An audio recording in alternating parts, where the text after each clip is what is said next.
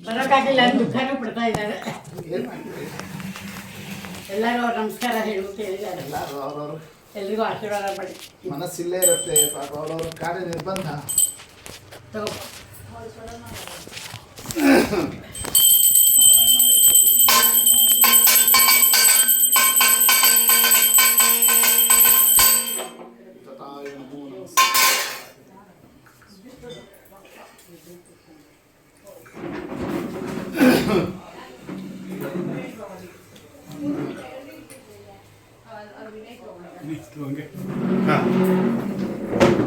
ಇಟ್ಕೊಡಿ, ಸರಿ ಮಾಡೋದು ಇದಾಗಿದೆ, ಸರಿ ಔಟ್ ಮಾಡ್ಕೊಂಡು.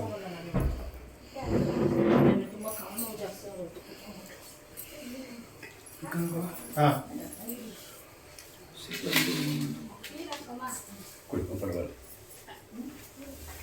ಆಯ್ತಾಯ್ತು.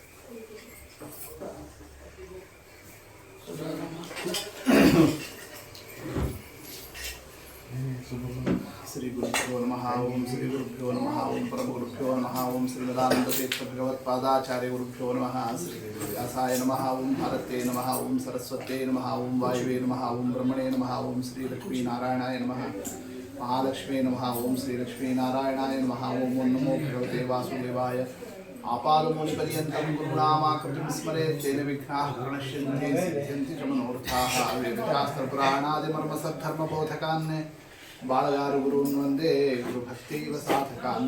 ಅಸ್ಮದ್ಗುರುಸಮಾರಂಭಾಂ ಟೀಕಾಕೃತ್ಪಾದಮಧ್ಯಮಾಂ ಶ್ರೀಮದಾಚಾರ್ಯಪರ್ಯಂತಾಂ ವಂದೇ ಗುರುಪರಂಪರಾಂ. ಕಲ್ಯಾಣಾದ್ಭುತಗಾತ್ರಾಯ ಕಾಮಿತಾರ್ಥಪ್ರದಾಯನೆ ಶ್ರೀಮದ್ವೆಂಕಟನಾಥಾಯ ಶ್ರೀನಿವಾಸಾಯ ತೇ ನಮಃ. ಸೃಷ್ಟಿಸ್ಥಿತ್ಯರ್ಪೇಹ ನಿಯತಿತಮೋ ಬಂಧಮೋಕ್ಷಾಶ್ಚ ಯಸ್ಮಾದಸ್ಯ ಶ್ರೀ ಬ್ರಹ್ಮರುದ್ರ ಪ್ರಭೃತಿ ಸುರನರದ್ವಿಷಕತ್ವಾತ್ಮಕಸ್ಯ ವಿಷ್ಣೋರ್ವ್ಯಸ್ತಾಃ ಸಮಸ್ತಾಃ ಸಕಲಗುಣನಿಧಿಃ ಸರ್ವದೋಷವ್ಯಪೇತಃ ಪೂರ್ಣಾನಂದೋ ವ್ಯಯೋ ಯೋ ಗುರುರಪಿ ಪರಮಃ ಚಿಂತಯೇತಂ ಮಹಾಂಸಂ.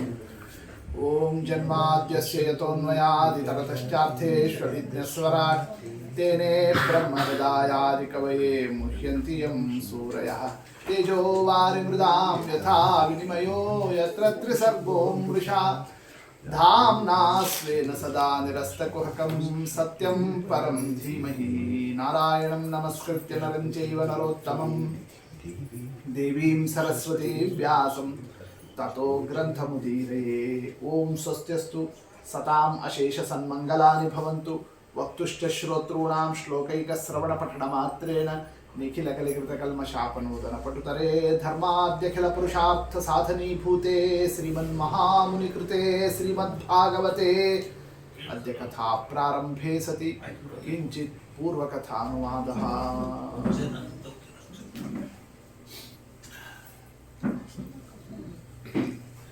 ಪ್ರತಿಯೊಬ್ಬರಿಗೂ ಅಪೇಕ್ಷಿತವಾದಂತಹ ಎರಡು ಫಲ, ಒಂದು ಇಷ್ಟ ಪ್ರಾಪ್ತಿ, ಇನ್ನೊಂದು ಅನಿಷ್ಟ ನಿವೃತ್ತಿ.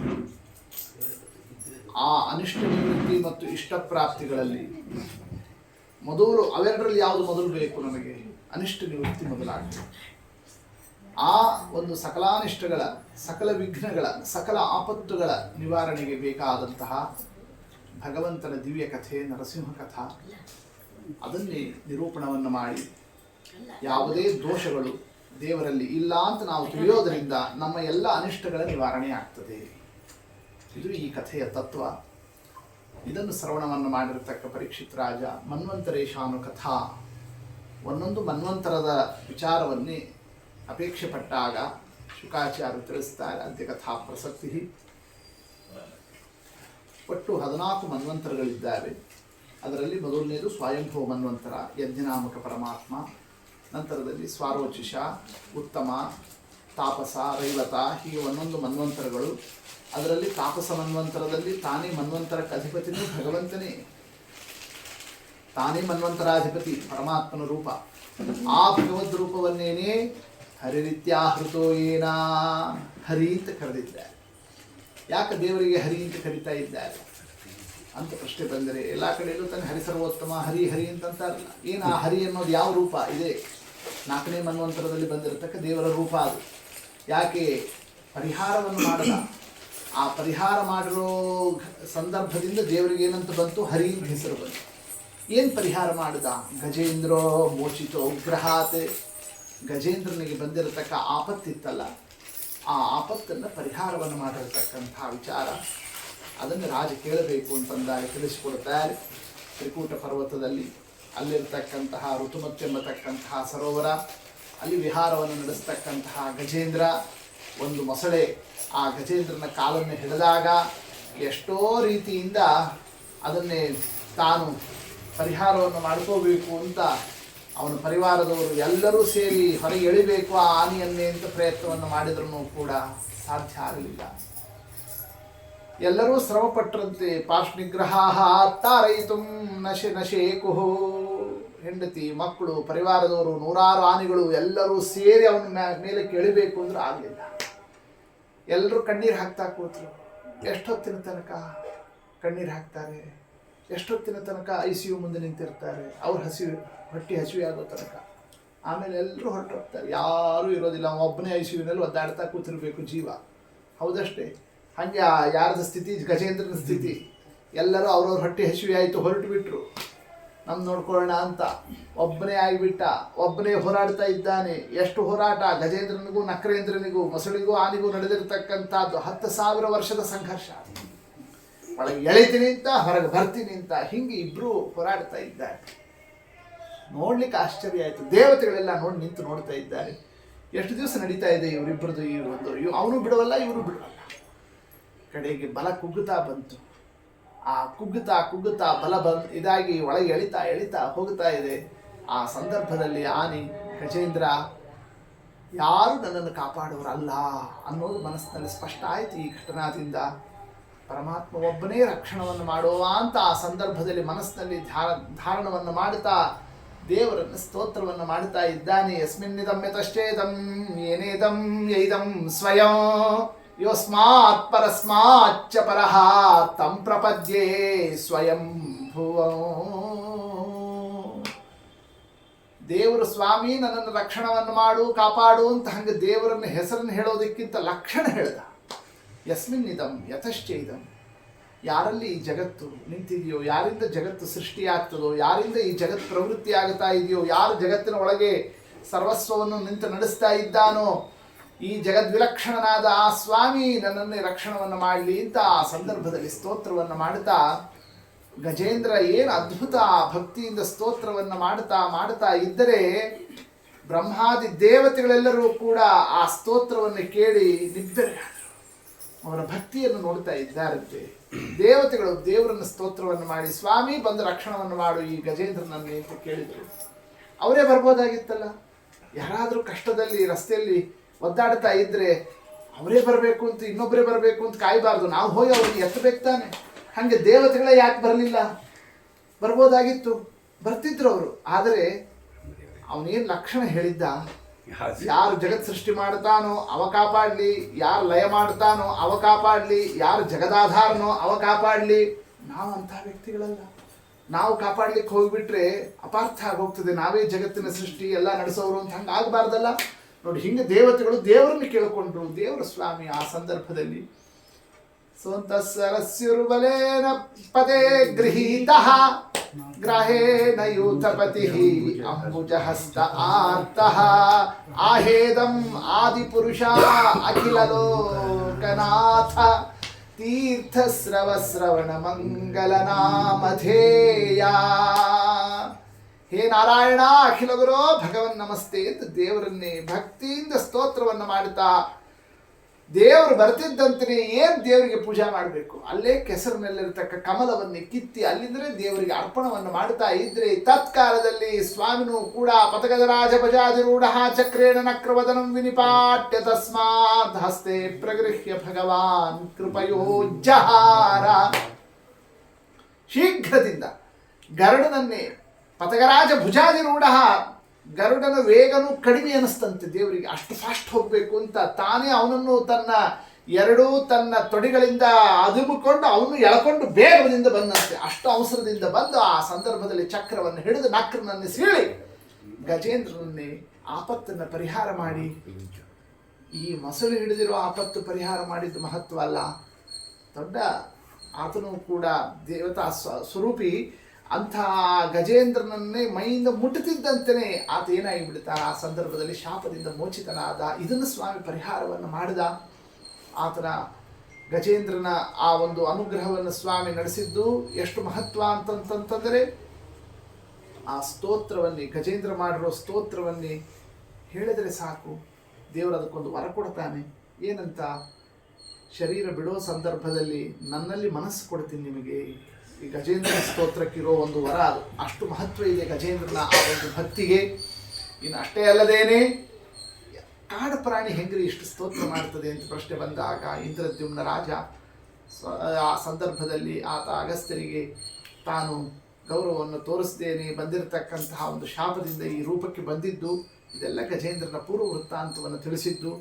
ಅಂತಹ ಗಜೇಂದ್ರ ಉಪಾಖ್ಯಾನ ದುಸ್ವಪ್ನ ನಾಶನಃ, ದುಸ್ವಪ್ನಾದಿಗಳಿಂದ ಆಗತಕ್ಕ ಎಲ್ಲ ದುರ್ನಿಮಿತ್ತಗಳಿಗೆಲ್ಲವುದಕ್ಕೂ ಪರಿಹಾರ ಇದು ಅಂತ ಅನ್ನೋದನ್ನು ಈ ಕಥಾವನ್ನು ತಿಳಿಸಿಕೊಡುತ್ತಾ, ಇದರಿಂದ ದೇವರಿಗೆ ಹರಿ ಅಂತ ಆ ಒಂದು ಹೆಸರು ಬಂದಿರತಕ್ಕಂತಹ ಘಟನೆ. ಇದೆಲ್ಲ 4ನೇ ಮನ್ವಂತರದ್ದು. 5, 6 11 ಮನ್ವಂತರದಲ್ಲೂ ದೇವರು ಒಂದೊಂದು ರೂಪದಿಂದ ಆರಾಧ್ಯನಾಗುತ್ತಾನೆ. 6ನೇ ಮನ್ವಂತರದಲ್ಲೇನೆ ಅಮೃತ ಮಥನದ ಕಥೆ, ಅಜಿತನಾಮಕ ಪರಮಾತ್ಮ ಭಗವಂತ ನಡೆಸಿರ್ತಕ್ಕಂತಹ ವಿಚಾರ, ಅದನ್ನು ಹೇಳಬೇಕು ಅಂತ ರಾಜ ಕೇಳುತ್ತಾನೆ. ಅದನ್ನು ನಿರೂಪಣವನ್ನು ಮಾಡಿಕೊಡ್ತಾರೆ ಶುಕಾಚಾರ್ಯರು. ದೇವತೆಗಳು ಒಂದು ಸಲ ದುರ್ವಾಸರು ಕೊಟ್ಟಿರತಕ್ಕಂತಹ ಆ ಒಂದು ಭಗವಂತನ ನಿರ್ಮಾಲ್ಯದ ಆ ಒಂದು ಮಾಲಾವನ್ನೇ ಸ್ವಲ್ಪ ಅದಕ್ಕೆ ತಿರಸ್ಕಾರ ಮಾಡಿದ್ದರಿಂದ ಶಾಪಗ್ರಸ್ತರಾಗಿ ಏನಾಗಿ ಬಿಡ್ತಾರೆ, ಸ್ಥಾನಭ್ರಷ್ಟರಾದರು. ಅವರೆಲ್ಲರೂ ಕೂಡ ಪರಾಜಿತರಾಗತಕ್ಕಂತಹ ಸನ್ನಿವೇಶ ಬರ್ತದೆ. ಅಷ್ಟೇ ಅಲ್ಲ, ಆ ಸಂದರ್ಭದಲ್ಲಿ ಬಲಿಚಕ್ರವರ್ತಿ ದೈತ್ಯರಿಗೆಲ್ಲ ಆತ ಮುಂದಾಳು, ಅವರಿಗೆ ಒಡೆಯನಾಗಿದ್ದ. ಬಲಿಚಕ್ರವರ್ತಿಯ ನೇತೃತ್ವದಲ್ಲಿ ದೈತ್ಯರೆಲ್ಲರೂ ಕೂಡ ದೇವತಾ ಲೋಕವನ್ನೇ ತಾವು ವಶ ಮಾಡಿಕೊಳ್ಳತಕ್ಕ ಕ್ರಮದಿಂದ ಅವರು ಯುದ್ಧಕ್ಕೆ ಬಂದರು. ದೇವತೆಗಳು ಏನಾಗ್ತಾ ಇದ್ದಾರೆ, ಆ ಸಂದರ್ಭದಲ್ಲಿ ಸಾಮರ್ಥ್ಯ ಕಡಿಮೆಯಾಯಿತು. ಮಂತ್ರಿಗಳು ಮಂತ್ರಾಲೋಚನೆ, ಬೃಹಸ್ಪತ್ಯಾಚಾರ್ಯರ ಹತ್ರ ಎಲ್ಲರೂ ಹೋಗಿ ಮಾತನಾಡಿದರು, ಏನು ಮಾಡಬೇಕೀಗ ಅಂತ ಕೇಳಿದಾಗ ಆ ಸಂದರ್ಭದಲ್ಲಿ ಇದಕ್ಕೆ ನಮಗೂ ತಿಳಿತಿಲ್ಲ, ಬ್ರಹ್ಮದೇವರ ಹತ್ರ ಕೇಳೋಣ ಅಂತ ಬ್ರಹ್ಮದೇವರ ಹತ್ರ ಹೋಗ್ತಾ ಇದ್ದಾರೆ. ಆ ಸಂದರ್ಭದಲ್ಲಿ ಬ್ರಹ್ಮದೇವರಂದರು, ದೇವರ ಹತ್ರ ಹೋಗೋಣ ಬರ್ರಿ ಅಂತ ದೇವರ ಹತ್ರ ಕರ್ಕೊಂಡೋದಾಗ ಅಲ್ಲಿ ಆ ಸಂದರ್ಭದಲ್ಲಿ ಪರಮಾತ್ಮ ಎಲ್ಲ ವಿಚಾರವನ್ನು ಕೇಳಿ ದೇವರಂದು ಬಿಡ್ತಾನಂತೆ. ಆ ಸಂದರ್ಭದಲ್ಲಿ ಈಗ ಏನು ದಾರಿ ಇಲ್ಲ, ನಾ ಹೇಳ್ದಂಗೆ ಕೇಳ್ರಿ, ಏನು ಮಾಡಬೇಕು ಅಂತಂದು ಅವ್ರ ಜೊತೆಗೆ ಸಂಧಿ ಮಾಡಿಕೊಡ್ರಿ, ಯುದ್ಧಕ್ಕೆ ಹೋಗಬೇಡ್ರಿ ಈಗ ಅಂತಂದು ದೇವ್ರು ಅಂದ್ಬಿಟ್ಟ. ಯಾರ ಜೊತೆಗೆ? ದೈತ್ಯರ ಜೊತೆಗೆ, ಆ ಜನ್ಮ ಶತ್ರುಗಳು. ಅಂಥದ್ದು ಅವ್ರ ಜೊತೆಗೆ ಸಂಧಿ ಮಾಡ್ಕೋಬೇಕು ಅಂತಂದ್ರೆ ಪಾಕಿಸ್ತಾನದವ್ರ ಸಂಧಿ ಆಗ್ತದೆ ಎಂದಿದ್ರು ಕಡೆ ತನಕ ಯುದ್ಧ ಇರೋದು ಹೆಂಗೋ, ಅಂಥವ್ರ ಜೊತೆಗೆ ಸಂಧಿ ಹೆಂಗೆ ಮಾಡ್ಕೊಳ್ಳೋದು ನೋಡಿ. ಹಿಂಗೊಂದು ಪ್ರಶ್ನೆ ಬಂತು. ಆಗ ದೇವರಂತಾನಂತೆ, ಅರಯೋಹ್ಯಪಿ ಸಂಧೇಯಾಹ ಸತಿ ಕಾರ್ಯಾರ್ಥ ಗೌರವೇ. ದೊಡ್ಡ ಕೆಲಸನ ಸಾಧಿಸಬೇಕು ಅಂತಾದರೆ ಕೆಲವು ಸಲ ತಗ್ಗಿ ಬಗ್ಗಿ ಹೋಗಬೇಕಾಗ್ತದೆ, ಶತ್ರುಗಳ ಜೊತೆಗೂ ಕೂಡ ಕೈ ಜೋಡಿಸ್ಬೇಕಾಗ್ತದೆ. ಕಾರ್ಯವಾಸಿ ಕಾಲು ಅಂತ ಗಾದಿನೇ ಇದೆಯೇ ಇಲ್ಲ. ಆದ್ದರಿಂದ ನೋಡಿ, ದೇವರ ಆ ಸಂದರ್ಭದಲ್ಲಿ ಸಂಧಿಗೆ ಹೋಗ್ಬೇಕು ನೀವು ಅಂತಂದ್ಬಿಟ್ಟ. ಸರಿ, ದೇವ್ರು ಹೇಳಿದ್ಮೇಲೆ ಮತ್ತೆ ಎರಡನೇ ಮಾತೇನಾಡಬೇಕು? ಹೌದು, ನಾವೇನೋ ಸಂಧಿ ಆಗಲಿ ಇಬ್ಬರು ಜೊತೆಯಾಗಿರೋಣ ಅಂತ ನಾವು ಮಾತನಾಡಿದ ಮಾತ್ರಕ್ಕೆ ಅವ್ರು ಒಪ್ಪಬೇಕಲ್ಲ. ನಮ್ಮ ಸಂಧಿಗಿಂತ ಬೇಕಾಗಿಲ್ಲ, ಸುಮ್ಮನೆ ಇರ್ರಿ, ನೀವು ದಾಸರಾಗ್ರಿ, ನಾವು ರಾಜರಾಗಿ ಎಲ್ಲ 3 ಲೋಕ ನೋಡ್ಕೋತೀವಿ ಅಂತ ಅವ್ರು ಅಂತಾರಲ್ಲ. ಅಂತಂದಾಗ ನಾ ಹೆಂಗೆ ಹೇಳ್ಕೊಡ್ತೀನಿ, ಹಂಗೆ ಹೋಗಿ ಮಾತನಾಡ್ರಿ, ಅವ್ರಿಗೂ ಒಪ್ಪಿಗೆ ಆಗ್ತದೆ ಅಂತ ಇಂದ್ರನಿಗೆ ದೇವರು ಟ್ರೈನಿಂಗ್ ಕೊಟ್ಟ. ಗೊತ್ತಾಯ್ತಲ್ಲ, ರಾಜತಾಂತ್ರಿಕ ಮಾತುಗಾರಿಕೆ ಹೆಂಗಿರಬೇಕು ನೋಡೋದು. ಅಲ್ಲೆಲ್ಲ ವಿಚಾರ ಬರ್ತದೆ, ಎಲ್ಲರಿಗೂ ಅಲ್ಲಿ ಮಾತಾಡ್ಲಿಕ್ಕೆ ಬರೋದಿಲ್ಲ. ಹೆಂಗೆ ಮಾತನಾಡಿದರೆ ಯಾವ ಶಬ್ದಕ್ಕೆ ಯಾವ ಸಂದರ್ಭಕ್ಕೆ ಏನು ಮಾತು, ಎಷ್ಟು ಹಿತ ಎಷ್ಟು ಮಿತ, ಯಾವಾಗ ಮೌನ, ಎಲ್ಲವನ್ನು ತಿಳಿದಿರ್ಬೇಕು. ಅಂದ್ರೆ ಮಾತ್ರ ಅವನಿಗೆ ಆ ಒಂದು ಸ್ಥಾನ. ಇಂದ್ರ ಹೋಗಿ ಮಾತನಾಡುತ್ತಾನೆ ಬಲಿಚಕ್ರವರ್ತಿ ಹತ್ರ, ದೊಡ್ಡ ಕೆಲಸ ಇದೆ, ನಾವು ಹೊಡೆದಾಡೋದು ಬೇಡ, ಇಬ್ಬರು ಸೇರೋಣ, ಅಮೃತ ಮಥನ ಆಗ್ತದೆ, ಅಮೃತವನ್ನು ಸ್ವೀಕಾರ ಮಾಡೋಣ, ಎಲ್ಲರೂ ಸುಖವಾಗಿರ್ಬೋದು, ಅಮೃತ ಸಿಗ್ತದೆ. ಆ ಅಮೃತದ ಲಾಭದ ವಿಚಾರವನ್ನೆಲ್ಲವನ್ನು ತಿಳಿಸ್ತಿದ್ದಂತೆ ಅವ್ರಿಗೂ ಕೂಡ ಆ ಸಂದರ್ಭದಲ್ಲಿ ಹಿಡಿಸ್ತು. ಅದು ಹಿಡಿಸಿದ್ದಕ್ಕೆ ಇಂದ್ರ ಮಾತನಾಡಿದ್ದಲ್ಲ, ದೇವರ ಆ ಒಂದು ಮಾತಿನ ಕ್ರಮ ಇತ್ತು. ಅದರಂತೆಯೇ ಅಪೂರ್ವ ಒಂದು ವಿಚಿತ್ರ ಘಟನೆ ಆಗೋಯ್ತು. ದೇವತೆಗಳು ದೈತ್ಯರು ಇಬ್ಬರು ಸೇರಿಕೊಂಡು ಒಂದೇ ಗೌರ್ಮೆಂಟ್ ಆಗೋಯ್ತು ನೋಡಿ. ಆ ರೀತಿಯಾಗಿರ್ತಕ್ಕಂಥ ರೀತಿಯಿಂದ ವಿರೋಧ ಪಕ್ಷನೇ ಇಲ್ಲ. ಆ ಒಂದು ಕ್ರಮದಿಂದ ಎಲ್ಲರೂ ಸೇರ್ಕೊಂಡ್ಬಿಟ್ರು ಒಟ್ಟಾಗಿ. ಯಾವುದಕ್ಕೋಸ್ಕರ? ಅಮೃತವನ್ನು ಮಥನ ಮಾಡಬೇಕು ಅಂತ. ಹೆಂಗೆ ಮಥನ ಮಾಡಬೇಕು? ದೇವರೆಲ್ಲ ಹೇಳಿದ್ದ. ಮಂದರ ಪರ್ವತ ತರಬೇಕು, ಅದನ್ನು ಸಮುದ್ರದಲ್ಲಿ, ಕ್ಷೀರ ಸಮುದ್ರದಲ್ಲಿ ಇಡಬೇಕು, ವಾಸುಕಿಯಿಂದ ಅದನ್ನು ಸುತ್ತಿ ಅದನ್ನೇ ಮಥನ ಮಾಡಬೇಕು. ಇದೆಲ್ಲ ದೇವರು ವ್ಯವಸ್ಥೆ ಏನೇನು ಹೇಳಿದ್ದ. ಸರಿ, ಮಂದರ ಪರ್ವತ ತರ್ತೀವಿ ಅಂತ ಹೊರಟರು. ಮಂದರ ಪರ್ವತ ತರಲಿಕ್ಕೆ ಆಗ್ತದ? ವರ ಮಂದರ ಪರ್ವತವನ್ನು ಯಾರು ಎತ್ತಲಿಕ್ಕೆ ಆಗೋದಿಲ್ಲ ಅಂತ ಅದಕ್ಕೆ ವರ ಇತ್ತು. ನಾವು ತರ್ತೇವೆ ಅಂತ ಎಲ್ಲ ಅಹಂಕಾರದಿಂದ ದೈತ್ಯರು ಅವ್ರು ಹೊರಟರು. ಅವ್ರ ಜೊತೆಗೆ ದೇವತೆಗಳು ಕೈ ಹಾಕಿದ್ರು. ಕೆಲವರು ಸಿಕ್ಕೊಂಡು ಕೆಳಗೆ ಮಿರ್ಜು ಎಲ್ಲರೂ ಜಜ್ಜಿ ಹೋಗ್ತಿದ್ರು. ದೇವರು ಬಂದು ಆ ಸಂದರ್ಭದಲ್ಲಿ ಪರ್ವತವನ್ನು ಹಿಡಿತಾನೆ, ಎತ್ತುತ್ತಾನೆ. ಎಲ್ಲರನ್ನೂ ಕೂಡ ಸರ್ಕೊಳ್ರಿ, ಆ ಕಡೆ ಈ ಕಡೆ ಕೈಕಾಲೆಲ್ಲ ಮುರ್ಕೊಂಡಿದ್ದೀರಿ, ಆ ಕಡೆ ಹೋಗ್ರಿ ಅಂತ ಅವ್ರನ್ನೆಲ್ಲರನ್ನೂ ಕೂಡ ಕಳಿಸಿ ತಾನೇ ಆ ಮಂದರ ಪರ್ವತವನ್ನು ಎತ್ತಿ ತಂದು ಆ ಸಂದರ್ಭದಲ್ಲಿ ಗರುಡನ ಮೇಲಿಟ್ಟು ಕ್ಷೀರ ಸಮುದ್ರಕ್ಕೆ ಪರ್ವತವನ್ನು ತರುವಂತೆ ದೇವರು ತನ್ನ ಅನುಗ್ರಹವನ್ನು ಮಾಡಿದ್ದಾನೆ. ಪರ್ವತ ಏನೋ ಬಂತು, ಇನ್ನು ಅದನ್ನು ತಿರುಗೋದಕ್ಕೆ ಹಗ್ಗ ಬೇಕಲ್ಲ. ಹಗ್ಗ ಯಾರು? ವಾಸುಕಿಯನ್ನು ಕೇಳಿದರು. ವಾಸುಕಿ ಹತ್ರ ಹೋದ್ರೆ ಎಲ್ಲರೂ ಕೂಡ ಅವನು ದೊಡ್ಡ ಸರ್ಪರಾಜ ವಾಸುಕಿ ಅಂತಂತಂದರೆ ಆತನಿಗೆ ಹೋಗಿ ನಮಸ್ಕಾರ ಮಾಡಿದರು. ಏನಪ್ಪ ನಮ್ಮನ್ನೇ ಉದ್ಧಾರ ಮಾಡು, ಏನಾಗಬೇಕು ಅಂತ. ಏನಿಲ್ಲ, ಹೀಗೆ ಪರ್ವತ ಅದಕ್ಕೊಂದು ಹಗ್ಗ ಸುತ್ತಿ ಹಿಂಗೆ ಎಳೆದಾಡಬೇಕು, ಅತ್ಲ ಇತ್ಲಿಂದ ಜಗ್ಗಾಡೋದಕ್ಕೆ ಸ್ವಲ್ಪ ನಿಮ್ಮನ್ನೇ ಬಳಸ್ಕೋತೀವಿ, ನೀವು ಬರಬೇಕು ಅಂತ. ಅಂದಾತ ಏನು ನನ್ನ ನೀವೇ ಹೇಳ್ಕೊಂಡಿದ್ದೀರಿ ಅಂತಂತಂದ. ಅವನೇ ಸಾಮಾನ್ಯನ ವಾಸುಕಿ ಅಂತಂತಂದರೆ ಬುಸ್ಬಿಡ್ತಾ ಇದ್ದಾನ ಆ ಸಂದರ್ಭದಲ್ಲಿ. ಸಿಟ್ಟು ಮಾಡಬೇಡಪ್ಪ, ನಿನಗೆ ಫಲಭಾಗೇನ ವಾಸುಕಿ ಅನ್ನೋದು, ಒಂದು ಲೋಟ ಎಕ್ಸ್ಟ್ರಾ ಅಮೃತ ಕೊಡ್ತೀವಿ ನಿನಗೆ. ನೋಡಿ ಅವನಿಗೆ ಏನು ಮಾಡಿದ್ರು, ಯಾಕೆಂದ್ರೆ ಯಾರಿಂದ ಕೆಲಸ ಆಗಬೇಕು ಅವ್ರಿಗೆ ಸ್ವಲ್ಪ ಎಕ್ಸ್ಟ್ರಾ ಕೊಡೋದು ಅಂತ ನೋಡಿ ಅವತ್ತಿನಿಂದ ಶುರುವಾಗಿ ಹೋಗಿದೆ ಎಕ್ಸ್ಟ್ರಾ ಕೊಡೋದು. ಹಿಂಗೆ ಫಲಭಾಗೇನ ವಾಸುಕಿ, ಹಿಂಗೆ ವಾಸುಕಿಯನ್ನು ಒಲಿಸಿಕೊಂಡ್ರು. ವಾಸುಕಿನು ಬಂದ, ಪರ್ವತವನ್ನು ಸುತ್ತಿದ್ರು. ಅಂತೂ ಆ ಪರ್ವತ ಸಮುದ್ರದ ಮಧ್ಯದಲ್ಲಿಟ್ಟು ಆ ಕಡೆ ಈ ಕಡೆ ಹಿಡ್ಕೊಂಡು ಅದನ್ನೇ ಏನು ಮಾಡಬೇಕೀಗ, ಮಥನವನ್ನು ಮಾಡಬೇಕು, ಆರಂಭ ಆಗಬೇಕು. ಅಲ್ಲೊಂದು ವಿವಾದ ಬಂತು. ಏನಂತ, ನಗರಣ್ಣಿ ಮಹಾ ಅಹೇ ಪುಚ್ಛಮ ಮಂಗಲ. ಈ ಕಡೆ ಮುಖ, ಆ ಕಡೆ ಬಾಲ. ಬಾಲ ನಾವು ಹಿಡಿಯೋದಿಲ್ಲ, ನಾವು ಹೆಂಗೆ ಹಿಡಿತೀವಿ? ಸ್ವಾಧ್ಯಾಯ ವಷಟ್ಕಾರ ಸಂಪನ್ನಾಹ, ದೊಡ್ಡ ದೊಡ್ಡ ಮನತನಸ್ಥ ಆಚಾರಗಳು ನಾವು, ಕಶ್ಯಪರ ಮಕ್ಕಳುಗಳು ನಾವು. ಯಾರಂತ ಇದ್ದಾರೆ ದೈತ್ಯರುಗಳೆಲ್ಲರೂ ಕೂಡ, ನಾವೆಲ್ಲ ದೊಡ್ಡ ದೊಡ್ಡ ಆಚಾರ ಪುತ್ರರು. ನಾವು ಹಂಗೆ ಇನ್ನೊಬ್ಬರು ಬಾಲಗೆಲ್ಲ ಹಿಡಿಯೋದಿಲ್ಲ. ನಾವೇನಿದ್ರು ತಲೆ ಮೇಲೆ ಕೈ ಇಡೋರು ನೋಡಿ. ಹಿಂಗೆ ಯಾರಂತ ಇದ್ದಾರೆ ದೈತ್ಯರು. ದೇವತೆಗಳು ಇತ್ಲಾಗೆ ನಾವು ಮುಖ ಹಿಡಿತೀವಿ, ನಾವು ಮುಖ ಹಿಡಿತೀವಿ, ಬಾಲ ಹಿಡಿಲಿಕ್ಕೆ ಯಾರೂ ಇಲ್ಲ. ಒಂದೇ ಕಡೆ ಹಿಡ್ಕೊಂಡ್ರೆ ಹೆಂಗೆ ಮತನ ಆಗಬೇಕು. ಈ ವಿವಾದ ಪರಿಹಾರದ ಆ ಸಂದರ್ಭದಲ್ಲಿ ದೇವರು ಅಜಿತನಾಮಕ ಪರಮಾತ್ಮ, ಯಾಕಷ್ಟು ವಿವಾದ ಮಾಡ್ತಿರೋ, ಬರ್ರಿ ಇತ್ಲಾಗ ಬರ್ರಿ ಅಂತ ಎಲ್ಲ ದೇವತೆಗಳಲ್ಲಿ ಬಾಲ ಹಿಡಿಸ್ಲಿಕ್ಕೆ ತಾನೇ ಹಿಡ್ಕೊಂಡು ನಿಂತು ಬಿಡ್ತಾನೆ. ದೇವತೆಗಳಲ್ಲಿ ಈ ಕಡೆ ಬಂದರು, ಮುಖ ಎಲ್ಲ ಸಣ್ಣದಾಯ್ತು ಅವರಿಗೆ. ನಾವು ಬಾಲ ಹಿಡಿಯೋಂಗಾಯ್ತು, ಅವ್ರ ಮುಖ ಹಿಡ್ಕೊಂಡ್ರು ಅಂತ ಅವ್ರು ಗೆದ್ರು ಅಂತ ಹಿಂಗೊಂದು ಮನಸ್ಸಲ್ಲಿ ಒಳಗೆ ವಿಚಾರ. ಆದರೆ ಮಥನ ಆರಂಭ, ಕ್ಷಣಕಾಲ ಆರಂಭ ಆಗತಿದ್ದಂತೆ 2 ಸಲ ವಾಸುಕಿಯ ಮುಖದಿಂದ ಭುಸ್ ಅಂತ ಗಾಳಿ ಬಂತು ನೋಡ್ರಿ. ಆ ವಿಷದ ಗಾಳಿ ಬರ್ತಿದ್ದಂತೆಯೇ ಎಲ್ರಿಗೂ ತಾಪ, ಎಲ್ಲರೂ ಕೂಡ ಬೆಂದು ಹೋಗ್ತಾ ಇದ್ದಾರೆ. ದೈತ್ಯರು ಯಾಕಾರ ಹಿಡ್ಕೊಂಡ್ರಪ್ಪ ಬಾಯಿ ಭಾಗವನ್ನೇ ಮುಖ ಭಾಗವನ್ನೇ ಅಂತ ನೋಡಿ. ಆಗ ವಾಪಸ್ ಹೋಲಿಕ್ಕೆ ಬರೋದಿಲ್ಲ, ಯಾಕೆ ಇವರು ಅತ್ಲಾಗ ಹೋಗಾಗ್ಬಿಟ್ಟಿದ್ರು, ಹಠ ಮಾಡಿ ಹಿಡ್ಕೊಂಡಿದ್ರು, ಒದ್ದಾಡ್ಕೊಂಡು ಅಲ್ಲಿ ಮಥನಕ್ಕೆ ಅವರೆಲ್ಲರೂ ನಿಲ್ತಾ ಇದ್ದಾರೆ. ಆಗ ದೇವತೆಗಳಿಗೆ ಅರ್ಥ ಆಯಿತು, ದೇವರು ಎಷ್ಟು ಕರುಣಾ ಮಾಡಿದ, ದೇವರ ಕಾರುಣ್ಯದಿಂದ ನಾವು ಇವತ್ತೆಲ್ಲರೂ ಕ್ಷೇಮದಿಂದ ಇದ್ದೇವೆ ಅನ್ನೋದನ್ನು ತಿಳಿಸ್ತಾ ಇದ್ದಾರೆ.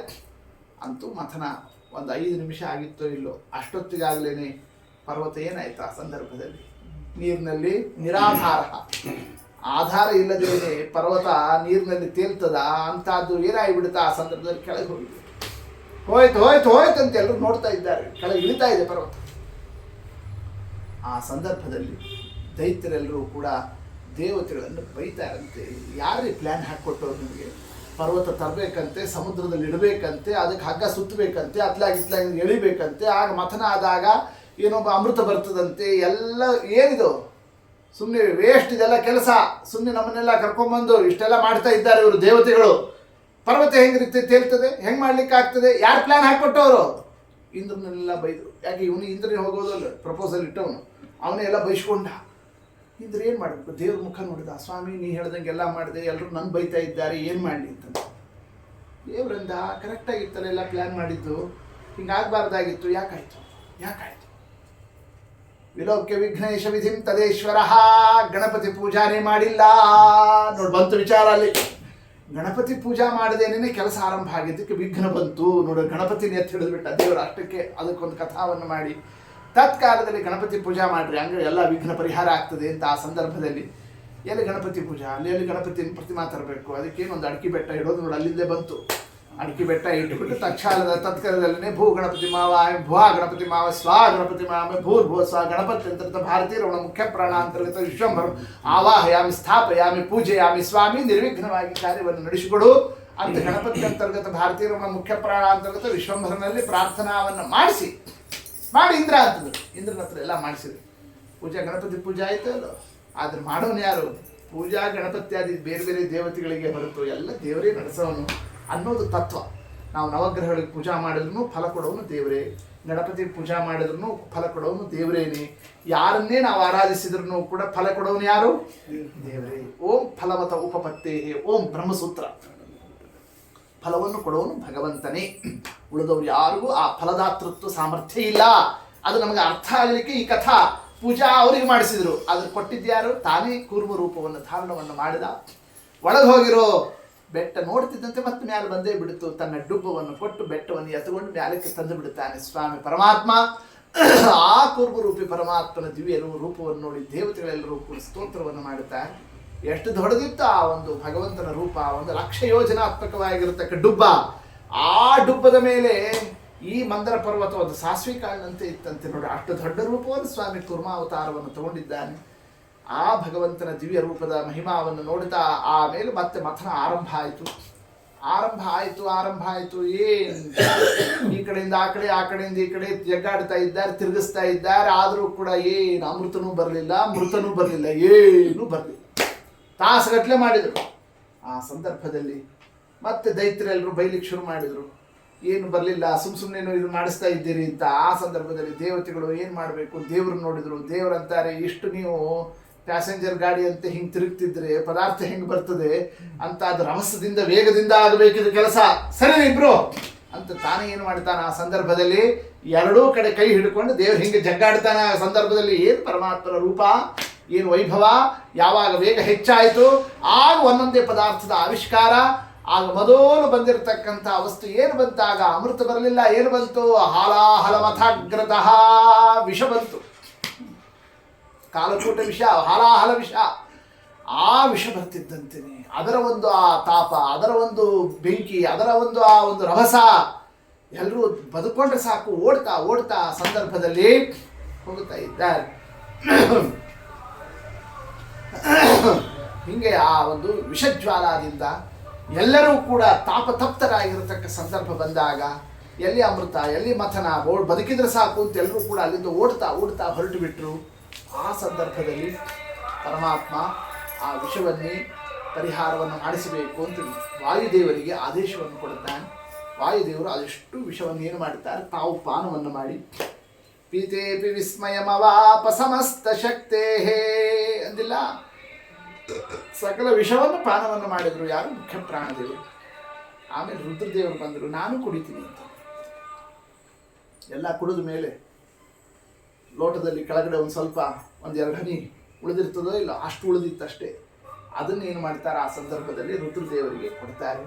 ಅದು ಹಾಗೆ ಡೈರೆಕ್ಟ್ ತೊಗೊಂಡ್ರೆ ತಡ್ಕೊಳ್ಳೋಕ್ಕಾಗೋದಿಲ್ಲ ಅಂತ ತಮ್ಮ ಕೈಯಲ್ಲಿ ಹಾಕಿ ಅದನ್ನು ಹಿಸಿಕಿ ಅದನ್ನು ಡೈಲ್ಯೂಟ್ ಮಾಡಿ ಆಮೇಲೆ, ಯಾಕೆ ವಿಷಪಾನವನ್ನು ಮಾಡಿದ್ದು ಅನ್ನೋ ಕಥಾ, ವಿಷಕಂಠ ಅನ್ನೋ ಒಂದು ಹೆಸರು ಕೀರ್ತಿ ರುದ್ರದೇವರಿಗೆ ಬರಲಿ ಅನ್ನೋ ದೃಷ್ಟಿಯಿಂದ ಆ ಸಂದರ್ಭದಲ್ಲಿ ನೀಡಿದರು.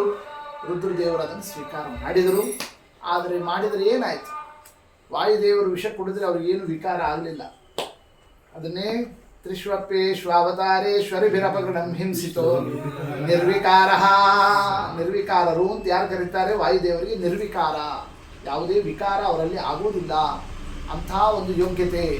ಆದರೆ ಉಳಿದವರೆಲ್ಲೆಲ್ಲರಲ್ಲೂ ಒಂದಲ್ಲ ಒಂದು ವಿಕಾರಗಳು ದೇಹದಲ್ಲಿ, ಮನಸ್ಸಿನಲ್ಲಿ, ನಾನಾ ರೀತಿಯಲ್ಲಿ ಆಗೋದು ಇದೆ. ಅಂಥದ್ದು ಮಹಾರುದ್ರ ದೇವರಿಗೂ ಆಯಿತು ವಿಕಾರ. ಎಲ್ಲಿ ವಿಕಾರ ಆಯಿತು? ಕಂಠದಲ್ಲಿ. ಅವರ ಕಂಠ ಏನಾಯ್ತಾಗ? ನೀಲಿ ಆಯಿತು, ಕಪ್ಪಾಯಿತು. ಆದ್ದರಿಂದಲೇ ಅವರಿಗೆ ನೀಲಕಂಠ, ಶ್ರೀಕಂಠ ಅಂತ ಹೆಸರು. ಶ್ರೀಕಂಠ ಅನ್ನೋ ಶಬ್ದದ ಅರ್ಥ ಏನು? ಶ್ರೀ ಅಂದರೆ ವಿಷ, ವಿಷಕ್ಕೆ ಶ್ರೀ ಅಂತ ಹೆಸರು.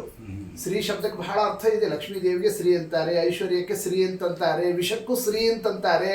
ಸಂಸ್ಕೃತದಲ್ಲಿ ಒಂದು ಶಬ್ದಕ್ಕೆ ಬಹಳ ಅರ್ಥಗಳಿರ್ತಾವೆ. ಅಂಥದ್ದು ಶ್ರೀಕಂಠ ಅಂದರೆ ವಿಷಕಂಠ ಅಂತ ಅರ್ಥ. ಶ್ರೀಕಂಠೇಶ್ವರ ಅಂತಂತಂದರೆ ವಿಷಕಂಠ, ಶ್ರೀ ಅಂದರೆ ವಿಷ. ಹಿಂಗವೇ ಆ ಮಹಾರುದ್ರ ದೇವರಿಗೆ ಆ ವಿಷವನ್ನು ತಗೊಂಡಿದ್ದರಿಂದ ಏನಾಯಿತು? ಕಂಠದಲ್ಲಿ ಆ ಒಂದು ಬದಲಾವಣೆ ಆಯಿತು. ಇದರಿಂದ ಏನು ತಿಳಿಸ್ತಾ ಇದ್ದಾರೆ? ಇಲ್ಲೂ ಒಂದು ತತ್ವಜ್ಞಾನ. ಏನು ತತ್ವಜ್ಞಾನ? ಮುಖ್ಯ ಪ್ರಾಣದೇವರಿಗೆ ಯಾವುದೇ ಒಂದು ವಿಕಾರ ಇಲ್ಲ, ಇನ್ನು ಉಳಿದವರಿಂದ ಎಲ್ಲ ವಿಕಾರ ಆರಂಭ ಆಗುತ್ತದೆ ಅನ್ನೋದು ತತ್ವ ತಿಳ್ಕೊಳ್ತೀವಿ. ಯಾಕೆ ವಿಕಾರ ಆಗ್ತದೆ ಅಂತಂತಂದರೆ, ವಿಕಾರಕ್ಕೆ ಕಾರಣ ಯಾರು? ಕಲಿಯಾದಿ ಅಸುರರ ಸಂಪರ್ಕದಿಂದ ನಮ್ಮಲ್ಲಿ ನಾನಾ ವಿಕಾರಗಳಾಗುತ್ತವೆ. ಆ ಕಲಿಪ್ರಭಾವ, ಆ ವಿಷ ಅಂದರೆ ಕಲಿನೇ ಆ ವಿಷರೂಪದಿಂದ ಬಂದಿರೋದು. ಆ ಕಲಿಯನ್ನು ಜೀರ್ಣಿಸಿಕೊಳ್ಳತಕ್ಕಂತಹ ಸಾಮರ್ಥ್ಯ ವಾಯುದೇವರಿಗೆ ಮಾತ್ರ ಅನ್ನೋದು ಈ ಕಥಾದ ತತ್ವ. ಅಮೃತ ಮಥನ ಅಂತಂತಂದರೆ ಏನೋ ಒಂದು ಕೊಡ ತುಂಬ ಒಂದು ಅಮೃತ ಬಂತು, ಅದನ್ನು ಎಲ್ಲರೂ ಲೋಟದಲ್ಲಿ ಹಾಕ್ಕೊಂಡು ಘಟ ಕುಡಿದ್ರು. ಆ ಕಥೆಗೆ ನಾವು ಯಾಕೆ ಹೇಳಬೇಕು? ಅವರು ಕುಡಿದಿದ್ದನ್ನು ನಾವು ಹೇಳಿದ್ರೆ ನಮಗೇನಾದರೂ ಕೂಡ ಹೊಟ್ಟೆ ತುಂಬುತ್ತದ? ನಮಗೇನಾದರೂ ಅದರಿಂದ ನೀರಡಿಕೆ ಹೋಗ್ತದಾ? ಇನ್ನೂ ಸಂಕಟ ಆಗ್ತದೆ, ಅವರೆಲ್ಲ ಕುಡಿದ್ರು ನಾವು ಕುಡಿಲಿಲ್ಲ ಅಂತ. ಹೌದಲ್ಲ? ಅಂಥದ್ದು ಆ ಅಮೃತ ಮಥನ ಕಥೆಯನ್ನು ನಾವ್ಯಾಕೆ ಹೇಳ್ತೀವಿ? ಏನು ಕಾರಣ? ಅಮೃತ ಮಥನ ಅಂತಂತಂದರೆ ಯಾವುದೋ ಒಂದು ಕೊಡ ತುಂಬ ಬಂದಿರೋ ಒಂದು ದ್ರವ, ಅದರದ್ದು ಒಂದು ವಿಚಾರ ಅಂತಲ್ಲ. ಅಮೃತ ಅಂದರೆ ಜ್ಞಾನ, ತತ್ವಜ್ಞಾನನೇ ಅಮೃತ. ಆ ತತ್ವಜ್ಞಾನ ಅಂಬತಕ್ಕ ಅಮೃತ ಬರಬೇಕಾದರೆ ಮೊದಲು ಪೂರ್ವ ಪಕ್ಷ ಅಂಬತಕ್ಕ ವಿಷ ಬರ್ತದೆ, ಆಮೇಲೆ ಶ್ರೀಮದಾಚಾರ್ಯರ ಸಿದ್ಧಾಂತ ಅಂಬತಕ್ಕಂತಹ ಒಂದು ಸಿದ್ಧಾಂತ ಬರ್ತದೆ. ಆಗ ನಮಗೆ ತತ್ವನಿಶ್ಚಯ ಆಗ್ತದೆ. ಆ ತತ್ವನಿಶ್ಚಯಕ್ಕೆ ಈ ಕಥೆ. ಯಾವ್ಯಾವ ತತ್ವನಿಶ್ಚಯ? ಹರಿಸರ್ವೋತ್ತಮ, ವಾಯುಜೀವೋತ್ತಮ, ಇವೇ ಪ್ರಧಾನ ತತ್ವಗಳು. ಅದರಲ್ಲಿ ವಾಯುಜೀವೋತ್ತಮತ್ವ ಮೊದಲು ತಿಳ್ಕೋಬೇಕು, ಆಮೇಲೆ ಹರಿಸರ್ವೋತ್ತಮತ್ವ. ಯಾಕೆ ವಾಯುದೇವರು ಜೀವೋತ್ತಮರು? ಯಾಕೆ? ಅವರಿಗೆ ಕಲ್ಯಾದಿ ಅಸುರರಿಂದ ವಿಕಾರ ಇಲ್ಲ ಅನ್ನೋದು ಈ ಕಥಾದ ತತ್ವ. ಇಷ್ಟೆಲ್ಲ ವಿಷ ಬಂತು, ಪರಿಹಾರ ಆಯಿತು, ಮತ್ತೆಲ್ಲ ಸೇರಿದರು. ಆಮೇಲೆ ಮತ್ತೆ ಮಥನವನ್ನು ಮಾಡುತ್ತಿದ್ದಂತೆ ಆಮೇಲೆ ಒಂದೊಂದೇ ಪದಾರ್ಥಗಳು ಬರ್ತಾ ಇದ್ದಾವಂತೆ. ಒಂದೊಂದು ಪದಾರ್ಥ ಬರ್ತಿದ್ದಂತೆ ಆ ಸಂದರ್ಭದಲ್ಲಿ ಏನು ಬಂದರೂ ನನಗೆ ಬೇಕು ಅಂತ ಎಲ್ಲರಿಗೂ ಮನಸ್ಸಿನಲ್ಲಿ ಇರ್ತದೆ. ಹಾಗೆ ಇತ್ಲ ಕಡೆಯಿಂದ ದೇವತೆಗಳ ವರ್ಗ, ಆ ಕಡೆಯಿಂದ ದೈತ್ಯರ ವರ್ಗ, ಅಲ್ಲಿ ಬರ್ತಾ ಇದ್ದ ವಸ್ತುಗಳು. ಆ ಕಾಮಧೇನು ಬಂತು. ಕಾಮಧೇನು ಬರ್ತಿದ್ದಂತೆ ನನಗೆ ಅಂತ ಎಲ್ಲರೂ ಬಂದರು. ಆ ಸಂದರ್ಭದಲ್ಲಿ ದೇವರಂದ ಜಗಳಾಡಬೇಡ್ರಿ, ಅಮೃತ ಬರೋ ತನಕ ನಾವಿಬ್ಬರು ಒಂದಾಗಿರಬೇಕು, ಆಮೇಲೆ ಏನು ಬೇಕಾದ್ರೂ ಮಾಡೋಣ ಅಂಥದ್ದು. ಈಗಲೇ ಜಗಳಾಡ್ತಾ ಕೂತ್ಬಿಟ್ರೆ ಕೆಲಸ ಆಗೋದಿಲ್ಲ. ಅದಕ್ಕೆ ಈಗ ಈ ವಸ್ತುವಿನಿಂದ ಪ್ರಯೋಜನ ಏನು? ಹವಿಸ್ಸು. ಕಾಮಧೇನುವಿನಿಂದ ಹಾಲು ಬರ್ತದೆ. ಹಾಲು, ಮೊಸರು, ತುಪ್ಪ ಇವೆಲ್ಲವೂ ಕೂಡ ಹೋಮದ್ರವ್ಯ. ಋಷಿಮುನಿಗಳು ಅದನ್ನೇ ಸದುಪಯೋಗ ಮಾಡಿಕೊಳ್ಳಿ ನೋಡಿ. ಹಿಂಗೆ ಒಂದೊಂದು ಆ ಸಂದರ್ಭದಲ್ಲಿ ತಿಳಿಸ್ತಾ ವಿವಾದ ಮಾಡಬೇಡ್ರಿ. ಇನ್ನು ಮುಂದೆ ಬರೋತಕ್ಕ ವಸ್ತುಗಳಲ್ಲಿ ಒಂದು ದೇವತೆಗಳು ತಗೊಳ್ಳಿ, ಒಂದು ದೈತ್ಯರು ತಗೊಳ್ಳಿ, ಒಂದು ನಿಮಗೆ, ಒಂದು ಅವರಿಗೆ, ಹಿಂಗೆ ಒಂದೊಂದು ಬಂದಿದ್ದನ್ನು ಹಂಚ್ಕೊಳ್ತಾ ಹೋಗ್ಬಿಡೋಣ, ಆಯ್ತಲ್ಲ ನೋಡಿ. ಹಿಂಗೆ ಆ ಸಂದರ್ಭದಲ್ಲಿ ದೇವರು ರಾಜಿ ಮಾಡಿಸ್ತಾನೆ. ಮುಂದೇನು ಬಂತು? ಮುಂದೆ ನೋಡ್ತಿದ್ದಂತೆ ಕುದುರೆ ಬಂತು. ಎಂಥ ಕುದುರೆ ಬಂತು! ಬೆಳ್ಳಗಿದ್ದ ಆ ಕುದುರೆ ಉಚ್ಚೈಶ್ರವ. ಆ ಕುದುರೆ ಬರ್ತಿದ್ದಂತೆ ಇಂದ್ರನಿಗೆ ಬಹಳ ಆಸೆ ಆಯಿತು. ಎಷ್ಟು ಚೆನ್ನಾಗಿದೆ ಕುದುರೆ ನಾ ತಗೋಬೇಕು ಅಂತ ಅವನ ಮನಸ್ಸಿನಲ್ಲಿ ಬಂತು. ಯಾರಿಗೆ? ಇಂದ್ರನಿಗೆ. ಅಷ್ಟೊತ್ತಿಗೆ ದೇವರು ಹೇಳಿದ್ದ ಇಂದ್ರನಿಗೆ, ಮೊದಲೇ ಒಂದು ಎಚ್ಚರಿಕೆ ಕೊಟ್ಟಿದ್ದ, ಲೋಭಹಾನ ಕರ್ತವ್ಯ. ಎಷ್ಟೋ ವಸ್ತುಗಳು ಬರ್ತಾವೆ, ನೀ ಲೋಭಕ್ಕೊಳಗಾಗಬಾರ್ದು, ನಿಯಮಬದ್ಧನಾಗಿದ್ರೆ ಮಾತ್ರ ಒಳ್ಳೆಯದಾಗ್ತದೆ ಮತ್ತು ದೇವರು ಹೇಳಿದ್ದ ಆಶಾ ಪಡಬಾರ್ದು. ಸುಮ್ಮನಿದ್ಬಿಟ್ಟ. ಒಳಗೆ ಬಂತು, ಬಾಯಿಂದ ಹೇಳಲಿಲ್ಲ. ಆದರೆ ಆ ಕುದುರೆಯನ್ನು ಯಾರು ತಗೊಂಡ್ರು? ದೈತ್ಯರು ತಗೊಂಡ್ರು. ಎಲ್ಲ ಅವ್ರಿಗೆ ಹೋಗಿಬಿಡ್ತು. ಆಗ ದೇವರಂತ, ಈಗ ನೀವು ತಗೊಂಡ್ರಲ್ಲ, ಮುಂದೇನು ಬರ್ತದೆ ಅದು ದೇವತೆಗಳಿಗೆ. ಮುಂದೇನು ಬಂತು? ಐರಾವತ ಬಂತು. ಬೆಳ್ಳಗಿರ್ತಕ್ಕ ಆ ಒಂದು ಆನೆ ಬಂತು. ಆ ಐರಾವತ ಬರ್ತಿದ್ದಂತೆಯೇ ತತ್ಕಾಲದಲ್ಲಿ ಅದನ್ನು ಇಂದ್ರ ನನಗಿದು ಅಂತ ಅವನು ತಗೊಂಡ್ರಿ. ಮತ್ತು ಅವ್ರು ಒಪ್ಪಂದ ಆಗಿತ್ತಲ್ಲ ಮತ್ತೆ ಅಂಥದ್ದು. ಅದರಂತೆಯೇ ದೈತ್ಯರೆಲ್ಲರೂ ಸುಮ್ಮನೆ ಕೂತರು. ಆನೆ ಯಾರಿಗೆ ಹೋಯ್ತು? ಇಂದ್ರನಿಗೆ ಹೋಯ್ತು. ಹಾಗೆ ಇಂದ್ರನಿಗೆ ಅರ್ಥ ಆಯಿತು, ದೇವ್ರು ಯಾಕೆ ಹೇಳಿದ್ದ ಆಶಾಕ್ಕೆ ಬೀಳಬೇಡ ಅಂತ. ನಾ ಆಶಾಕ್ಕೆ ಬಿದ್ದಿದ್ದೆ ಅಂತಂದರೆ ಆನೆ ಕಳ್ಕೊಂಡು ಕುದುರೆ ತಗೋತಿದ್ದೆ ಅಂಥದ್ದು. ಈಗ ಕುದುರೆ ಹೋದ್ರು ಏನು ಸಿಕ್ತು? ಈಗ ಒಳ್ಳೆ ಐರಾವತ ಆನೆ ಬಂತು ನೋಡಿ. ಹಿಂಗೆ ಆತ ಆನಂದವನ್ನು, ಅಂದರೆ ಭಗವಂತನ ಕಾರುಣ್ಯವನ್ನು ನಾವು ಸದಾ ಮನಸ್ಸಲ್ಲಿ ತಗೋಬೇಕು. ದೇವರು ಹೇಳದಂತೆ ನಾವು ಕೇಳಿದ್ವಿ, ನಾವು ಏನೋ ಇದರಿಂದ ಹೆಚ್ಚು ಬರ್ತದೆ, ಅದರಿಂದ ಕಡಿಮೆ ಬರ್ತದೆ, ನಮ್ಮ ಲೆಕ್ಕಾಚಾರ ಬ್ಯಾಡ್ರು. ದೇವರ ಲೆಕ್ಕಾಚಾರದಂತೆ ನಾವು ಅದಕ್ಕೆ ಮನಸ್ಸು ಕೊಟ್ಬಿಟ್ವಿ ಅಂದರೆ ನಾವು ಅಂದ್ಕೊಂಡಿದ್ದಕ್ಕಿಂತ ದೇವರು ಹೆಚ್ಚು ಕೊಡುವ ಅನ್ನೋದು ಈ ಕಥಾದ ತತ್ವ ಇದು ಅನ್ನೋದನ್ನು ತಿಳಿಸ್ತಾ ಇದ್ದ. ಹೀಗೆ ಒಂದೊಂದು ಪದಾರ್ಥವನ್ನು ಇವರು ತಗೊಳ್ತಾ ಇದ್ದಾಗ ಅಪ್ಸರಾಸ್ತ್ರೀಯರು, ಅದರಂತೆ ನಾನಾ ಪಾರಿಜಾತಾದಿ ಪುಷ್ಪಗಳು ಅವರು ಇವರು ಎಲ್ಲರೂ ಬರ್ತಾ ಇದ್ದಾರೆ. ಕಡೆಗೆ ಆ ಸಂದರ್ಭದಲ್ಲಿ ಬಂದಿರತಕ್ಕಂತಹ ಮಹತಾಯಿ ಲಕ್ಷ್ಮೀದೇವಿ ಆವಿರ್ಭೂತಳಾಗುತ್ತಾ ಇದ್ದಾಳೆ. ಸಮುದ್ರ ಮಥನ ಕಾಲದಲ್ಲಿ ಬಲು ಸುಂದರ ರೂಪ ಮಹಾಲಕ್ಷ್ಮೀ ದೇವಿ ಆ ರೂಪ ಪ್ರಕಟ ಆಗುತ್ತಿದ್ದಂತೆಯೇ ಎಲ್ಲರೂ ಸ್ತಬ್ಧ ಆಗಿಬಿಟ್ರು. ಅಮೃತ ಬೇಡ, ಮಥನ ಬೇಡ, ಏನು ಬೇಡ, ಈ ಹುಡುಗಿ ಬೇಕು ನೋಡಿ. ಎಲ್ರಿಗೂ ಅಷ್ಟು ಆ ಒಂದು ಆಶಾ ಹತ್ತಿಬಿಡ್ತು. ಎಲ್ಲರೂ ಹಿಂಬಾಲಿಸ್ತಾ ಹೊರಟು ಬಿಟ್ರು. ದೇವರು ಎಲ್ಲರೂ ಈ ಕಡೆ ಹಿಡ್ಕೊಂಡವ್ರು ಬಿಟ್ಟಿರಲಿಲ್ಲ. ನೀವೇನಾರು ಮಾಡ್ಕೊಳ್ರಿ, ನಾ ಆಮೇಲೆ ಬರ್ತೀನಿ ನೋಡ್ರಿ. ಹಿಂಗೆ ಎಲ್ಲರೂ ಕೂಡ ಜಾಡಿಸ್ತಾ ಹೋಗ್ಬಿಟ್ರು ಲಕ್ಷ್ಮೀ ದೇವಿ ಇರೋ ಕಡೆಗೆ. ಆ ಸಂದರ್ಭದಲ್ಲಿ ದೇವರೇ ಅತ್ಲ ಇತ್ಲ ಹಿಡ್ಕೊಂಡು ನಿಂತಂತೆ, ಹೋಗಿ ಏನು ಮಾಡ್ತಿರೋ ಮಾಡ್ಕೊಂಡು ಬರ್ರಿ ಅಂತ ನೋಡಿ. ಹಿಂಗೆ ಆಗ ಆ ಸಂದರ್ಭದಲ್ಲಿ ಮಹಾಲಕ್ಷ್ಮೀ ದೇವಿ ಅಂದರೆ ಎಲ್ಲರಿಗೂ ಅಷ್ಟು ಅಪೇಕ್ಷಾ. ಅಂತಹ ಆಕರ್ಷಣ ರೂಪ ಸಕಲ ಲಕ್ಷಣ ಮಂಡಿತಳು. ಆ ಲಕ್ಷ್ಮೀ ದೇವಿಯ ಆ ಒಂದು ರೂಪವನ್ನು ಎಲ್ಲರೂ ಇಷ್ಟು ಪಿಳಿ ಪಿಳಿ ಪಿಳಿ ನೋಡ್ತಾ ಇದ್ರೆ ಸಮುದ್ರ ರಾಜ ನನ್ನ ಮಗಳು ಇವಳು ಯಾರು ಲಕ್ಷ್ಮೀ ದೇವಿ ಮಗಳ ಮೇಲೆ ಭಾಳ ಜನ ಕಣ್ಣು ಹಾಕಿದರೆ ಮೊದಲು ಮದುವೆ ಮಾಡಿಬಿಡ್ಬೇಕು ಅಂತ. ಅದಕ್ಕೆ ತತ್ಕಾಲದಲ್ಲಿ ನೀನು ಮಾಡಿಬಿಟ್ಟನಂತೆ ಸ್ವಯಂವರ ಏರ್ಪಾటు ಮಾಡಿಬಿಡ್ತಾನೆ. ದೊಡ್ಡ ಸ್ವಯಂವರ ಏರ್ಪಾಟಾಯಿತು, ಲಕ್ಷ್ಮೀ ಸ್ವಯಂವರ. ಆ ಸ್ವಯಂವರದಲ್ಲಿ ಎಲ್ಲರೂ ಹಾಜರಾಗಿಬಿಟ್ರು. ನಾವು ಬರ್ತೀವಿ ನಾವು ಬರ್ತೀವಿ ನಾವು ಬರ್ತೀವಿ. ಯಾರಿಗೆ ಬ್ಯಾಡ್ರಿ ಲಕ್ಷ್ಮಿ? ಲಕ್ಷ್ಮಿ ಅಂದ್ರೇನು? ರೊಕ್ಕ. ನನಗೆ ಬೇಕು ನನಗೆ ಬೇಕು, ಎಲ್ಲರೂ ಆಶಾಕ್ ಬೀಳೋರಿದೆ ಅಂಥದ್ದು. ಬ್ರಹ್ಮದೇವರು, ರುದ್ರದೇವರು, ಸಕಲ ದೇವತೆಗಳು, ಋಷಿಗಳು, ಮುನಿಗಳು, ಅವರು ಇವರು, ಅವ್ರ ದೇವತೆಗಳು, ದೈತ್ಯರು, ಅವರಷ್ಟೇ ಅಲ್ಲ ಯತಿಗಳು ಬಂದು ಕೂತು ಬಿಟ್ರು. ನೋಡ್ರಿ ಇದು ಲಕ್ಷ್ಮೀ ಸ್ವಯಂವರದ ಮಹಿಮಾ. ಯಾರು ಯತಿಗಳು? ದುರ್ವಾಸರ ಪ್ರವೃತ್ತಿಗಳು ಅಂತ ಹೇಳಿದ್ದಾರಲ್ಲಿ ನೋಡಿ. ಅವರು ಬಂದು ಕೂತಿದ್ರಂತಲ್ಲಿ ಸ್ವಯಂವರದಲ್ಲಿ ನಾವು ಕೊಡ್ತೀವಿ ಅಂತ. ಅವ್ರಿಗೇನು ಕೆಲಸ? ಯತಿಗಳಿಗೆ ಏನ್ರಿ ಆಗ್ಬೇಕು ಅಂದ್ರೆ ಯತಿಗಳಿಗೂ ಲಕ್ಷ್ಮಿ ಬೇಕು ಅಂತ ಅರ್ಥ ನೋಡಿ. ಅಲ್ಲಿ ಕಥಾ ಇದೆ. ಅಂದ್ರೆ ತಾತ್ಪರ್ಯ ಮಹಾಲಕ್ಷ್ಮೀ ದೇವಿಯ ಸನ್ನಿಧಾನದಲ್ಲಿ ಎಲ್ಲರೂ ಸೇರಿಬಿಟ್ರು. ಆ ಸಂದರ್ಭದಲ್ಲಿ ಸ್ವಯಂವರಕ್ಕೆ ಏನು ಮಾಡಬೇಕು? ಯಾರನ್ನು? ಸ್ವಯಂವರ ಶಬ್ದಾರ್ಥ ಸ್ವಯಂ ವರ. ಸ್ವಯಂ ತಾನೇ ಹುಡುಗಿ, ವರ ಅಂದ್ರೆ ವರಿಸ್ತಾಳೆ. ಇಷ್ಟೆಲ್ಲರ ಮಧ್ಯದಲ್ಲಿ ಯಾರು ನನಗೆ ಯೋಗ್ಯನಾಗಿರೋ ಹುಡುಗ ಅಂತ ಅನ್ನೋದನ್ನು ತಾನೇ ವರಿಸೋದಕ್ಕೆ ಸ್ವಯಂವರ ಅನ್ನೋ ಶಬ್ದದ ಅರ್ಥ. ಯಾರನ್ನ ಈಗ ಹುಡುಗಿ ಅಪೇಕ್ಷೆ ಪಡ್ತಾಳೆ ಅಂತ ಎಲ್ಲರೂ ನೋಡ್ತಾ ಇದ್ದಾಗ ಲಕ್ಷ್ಮೀ ದೇವಿ ಒಬ್ಬೊಬ್ಬರನ್ನು ನೋಡ್ತಾ ಹೊರಟ್ಲು. ಒಬ್ಬಳು ಗೆಳತಿ ಜೊತೆಯಾಗಿರಬೇಕು, ಅವಳನ್ನು ಕೇಳ್ತಿರ್ಬೇಕು. ಇವ್ರು ಯಾರು, ಇವ್ರದ್ದೇನು ವಿಚಾರ, ಇವ್ರು ಯಾವ ಊರಿನವರು, ಇವ್ರದ್ದೇನು ಅಭ್ಯಾಸ, ಇವ್ರದ್ದೆಷ್ಟು ವಿದ್ಯೆ, ಇವ್ರದ್ದೇನು ಸಂಪಾದನೆ, ಇವ್ರದ್ದೇನು ವಿಚಾರ ಮತ್ತೆಲ್ಲ ಡಿಟೇಲ್ ನೋಡ್ಬೇಕು. ಹೌದಲ್ಲ ಬಯೋಡೇಟಾ ಅಂಥದ್ದು ಒಬ್ಬೊಬ್ರದ್ದು ಆ ಸಂದರ್ಭದಲ್ಲಿ ಲಕ್ಷ್ಮೀದೇವಿ ಕೇಳ್ತಾ ಹೊರಟ್ಲು. ಮೊದಲು ಕೂತಿದ್ರು ಯಾರು ಕೂತಂಥವರು? ಬ್ರಹ್ಮರುದ್ರಾದಿ ದೇವತೆಗಳು, ತಪಸ್ವಿಗಳು. ಆ ಸಂದರ್ಭದಲ್ಲಿ ತಪಸ್ವಿಗಳನ್ನೆಲ್ಲ ಕೂತಿದ್ದಾಗ ಏನಿವರು ಮಹಾ ತಪಸ್ವಿಗಳು, ಹೌದಾ? ತಪಸ್ವಿಗಳ ಆ ತಪಸ್ಸಿನಿಂದ ಏನಾಯ್ತು? ಇವರಿಗೆ ಮುಂದೆ ಏನು ಸಾಧಿಸಿದ್ದಾರೆ? ಭಾಳ ತಪಸ್ಸು ಮಾಡಿರ್ತಾರೆ. ಯಾವುದೋ ಒಂದು ಸೆಕೆಂಡ್ ಒಂದು ಸ್ವಲ್ಪ ಸಿಟ್ಟು ಮಾಡಿ ಶಾಪ ಗೀಪ ಕೊಟ್ಟು ಎಲ್ಲ ಕಳ್ಕೊಂಡ್ಬಿಡ್ತಾರೆ. ಅಂತದ್ದು ನೂನಂ ತಪೋ ಯಸ್ಯ ನಮನ್ಯು ನಿರ್ಜಯ, ನೂನಂ ತಪೋ ಯಸ್ಯ ನಮನ್ಯು ನಿರ್ಜಯ. ನೂನಂ ತಪಃ, ತಪಸ್ಸು ಮಾಡಿದಾರೆ ಹೌದು. ನ ಮನ್ಯು ನಿರ್ಜಯ, ಸಿಟ್ಟನ್ನೇ ಗೆದ್ದಿಲ್ಲ ಅಂತಂತಂದ್ರೆ ಆ ತಪಸ್ಸಿಗೆ ಏನು ಬೆಲೆ ಇದೆ? ಬೇಕಾಗಿಲ್ಲ. ಇಂಥ ತಪಸ್ಸು ಮಾಡಿದವ್ರು ಬೇಕಾಗಿಲ್ಲ. ಮುಂದೆ ಹೋಗೋಣ ನಡಿ. ಮುಂದೆಲ್ಲ ಕೂತಿದ್ರು ಸಾಲ ಯಾರು ಕೂತಿದ್ರು? ಜ್ಞಾನಂ ಕ್ವಚಿತ್ತಸ್ಯ ನ ಸಂಗವರ್ಜಿತಂ. ಜ್ಞಾನಂ ಅಸಾಧ್ಯ ಜ್ಞಾನಿಗಳು ಬೃಹಸ್ಪತಿ ಮೊದಲಾದವರೆಲ್ಲ ಕೂತಿದ್ರಂತೆ. ಇವರೆಲ್ಲ ಏನು ಸಾಮಾನ್ಯ ಇಲ್ಲ. ಡಬಲ್ PhD, ಟ್ರಿಬಲ್ PhD ಅಷ್ಟೆಲ್ಲ ಇವರು ಓದ್ದವರು, ಇಷ್ಟೆಲ್ಲ ಇವ್ರ ಜ್ಞಾನ ಇದೆ ಅಂತಂದ್ರೆ ಮಹಾಲಕ್ಷ್ಮೀ ದೇವಿ ಹೌದಾ? ಅಷ್ಟೆಲ್ಲ ಜ್ಞಾನ ಸಂಪನ್ನರ ಇವರು. ಜ್ಞಾನ ಇವ್ರ ಕಥೆಯೆಲ್ಲ ತೆಗಿರಿ, ಏನೇನು ಮಾಡಿದ್ದಾರೆ ಇವರು? ಇಷ್ಟೆಲ್ಲ ಜ್ಞಾನ ಇದ್ದವರು. ನ ಸಂಗವರ್ಜಿತ. ಜ್ಞಾನಕ್ಕೆ ಬೆಲೆ ಏನು? ವೈರಾಗ್ಯ. ಎಷ್ಟೆಲ್ಲ ಜ್ಞಾನ ಇದೆ, ವೈರಾಗ್ಯನೇ ಇವ್ರಿಗೆ ಬಂದಿಲ್ಲ ಅಂತಂತಂದ್ರೆ ಆ ಜ್ಞಾನಕ್ಕೆ ಮಹತ್ವ ಇಲ್ಲ. ನಡೀರಿ ಮುಂದಕ್ಕೆ ಹೋಗಿ. ಮುಂದೆ ಯಾರು ಕೂತಿದ್ರು? ಬ್ರಹ್ಮದೇವರು ಕೂತಿದ್ರು. ಅವ್ರು ಯಾಕೆ ಕೂತಿದ್ರು? ಜಗನ್ಮಾತ ಸ್ವಯಂವರಕ್ಕೆ ನಾವು ಕೂಡಬಾರ್ದು ಅಂತಂತ ಅವರು ಬರಬಾರ್ದಾಗಿತ್ತು ಹೌದಷ್ಟೇ, ಆದರೂ ಬಂದಿದ್ರು. ಯಾಕೆ? ಇದು ಅಮೃತ ಮಥನ. ಅಮೃತ ಅಂದರೆ ಜ್ಞಾನಾಮೃತ. ಯಾವ ಜ್ಞಾನ? ಹರಿಸರ್ವೋತ್ತಮ ಅಮೃತಕ್ಕ ತತ್ವಜ್ಞಾನದ ಅಮೃತ. ಆ ಅಮೃತ ಮಥನ ಆಗಲಿಕ್ಕೆ ಈ ಕಥೆ. ಅಂದಮೇಲೆ ಸರ್ವೋತ್ತಮ ದೇವರು ಅಂತ ಅನ್ನೋದನ್ನು ತಿಳಿಸಬೇಕಾದ್ರೆ ನಾನು ಅದರಲ್ಲಿ ಕೂತು ನನಗೂ ಕೂಡ ದೇವರ ಸ್ಥಾನ ಇಲ್ಲ ಅಂತ ಅರ್ಥ ಆಗಲಿಕ್ಕೆ ಕೂತಿದ್ರು ಅವರಷ್ಟೇ. ನಿರ್ಣಯ ಆಗಲಿ ಅಂತ ಅದು ಲಕ್ಷ್ಮೀ ದೇವಿಗೂ ಗೊತ್ತು. ಅದಕ್ಕೆ ಆ ಸಂದರ್ಭದಲ್ಲಿ ಅಂದು ಯಾರಿವರು? ಒಂದು ಬ್ರಹ್ಮದೇವರು. ಏನು ಇವ್ರ ಮಹಿಮಾ ಅಂತ? ಇವ್ರು ಮಹಾನ್ ಮಹತ್ತತ್ವಾಭಿಮಾನಿಗಳು ಅಂತ. ಹೌದಾ? ಕಶ್ಚಿನ್ ಮಹಾನ್. ಇವ್ರಿಗೆ ಏನಂತ ಕರೀತಾರೆ ಲೋಕದಲ್ಲಿ? ಪಿತಾಮಹ ಅಂತ ಕರೀತಾರೆ ಇವರನ್ನೇ, ಬ್ರಹ್ಮದೇವರನ್ನೇ. ಹೀಗೆ ಮಹಾನ್ ಅಂತ ಇವರಿಗೆ ಹೆಸರು. ಆದರೆ ಸ್ವಲ್ಪ ಅವ್ರ ಹಿಸ್ಟ್ರಿ ತೆಗೆದು ನೋಡ್ರಿ ಏನು ಕೆಲಸ ಮಾಡಿದ್ದಾರೆ ಅಂತ. ಎಲ್ಲ ಹಿಂದಿನ ತೆಗೆದು ಏನು? ನ ಕಾಮ ನಿರ್ಜಯ. ಕಾಮವನ್ನೇ ಗೆದ್ದಿಲ್ಲ. ತಾವು ಸೃಷ್ಟಿ ಮಾಡಿರೋ ಹುಡುಗಿಯನ್ನೇ ತಾವೇ ಮದುವೆ ಮಾಡ್ಕೊಳ್ಳಿಕ್ಕೆ ಹೋಗಿದ್ರು ಅಂತ ಒಂದು ಕಥೆ ನಡೆಸಿದ್ರು. 3ನೇ ಸ್ಕಂದದಲ್ಲಿ ಬರ್ತದೆ. ಲೋಕಮೋಹಕ್ಕೋಸ್ಕರವಾಗಿ ವಾಕ್ ಸೃಷ್ಟಿಯನ್ನು ಮಾಡಿದರು.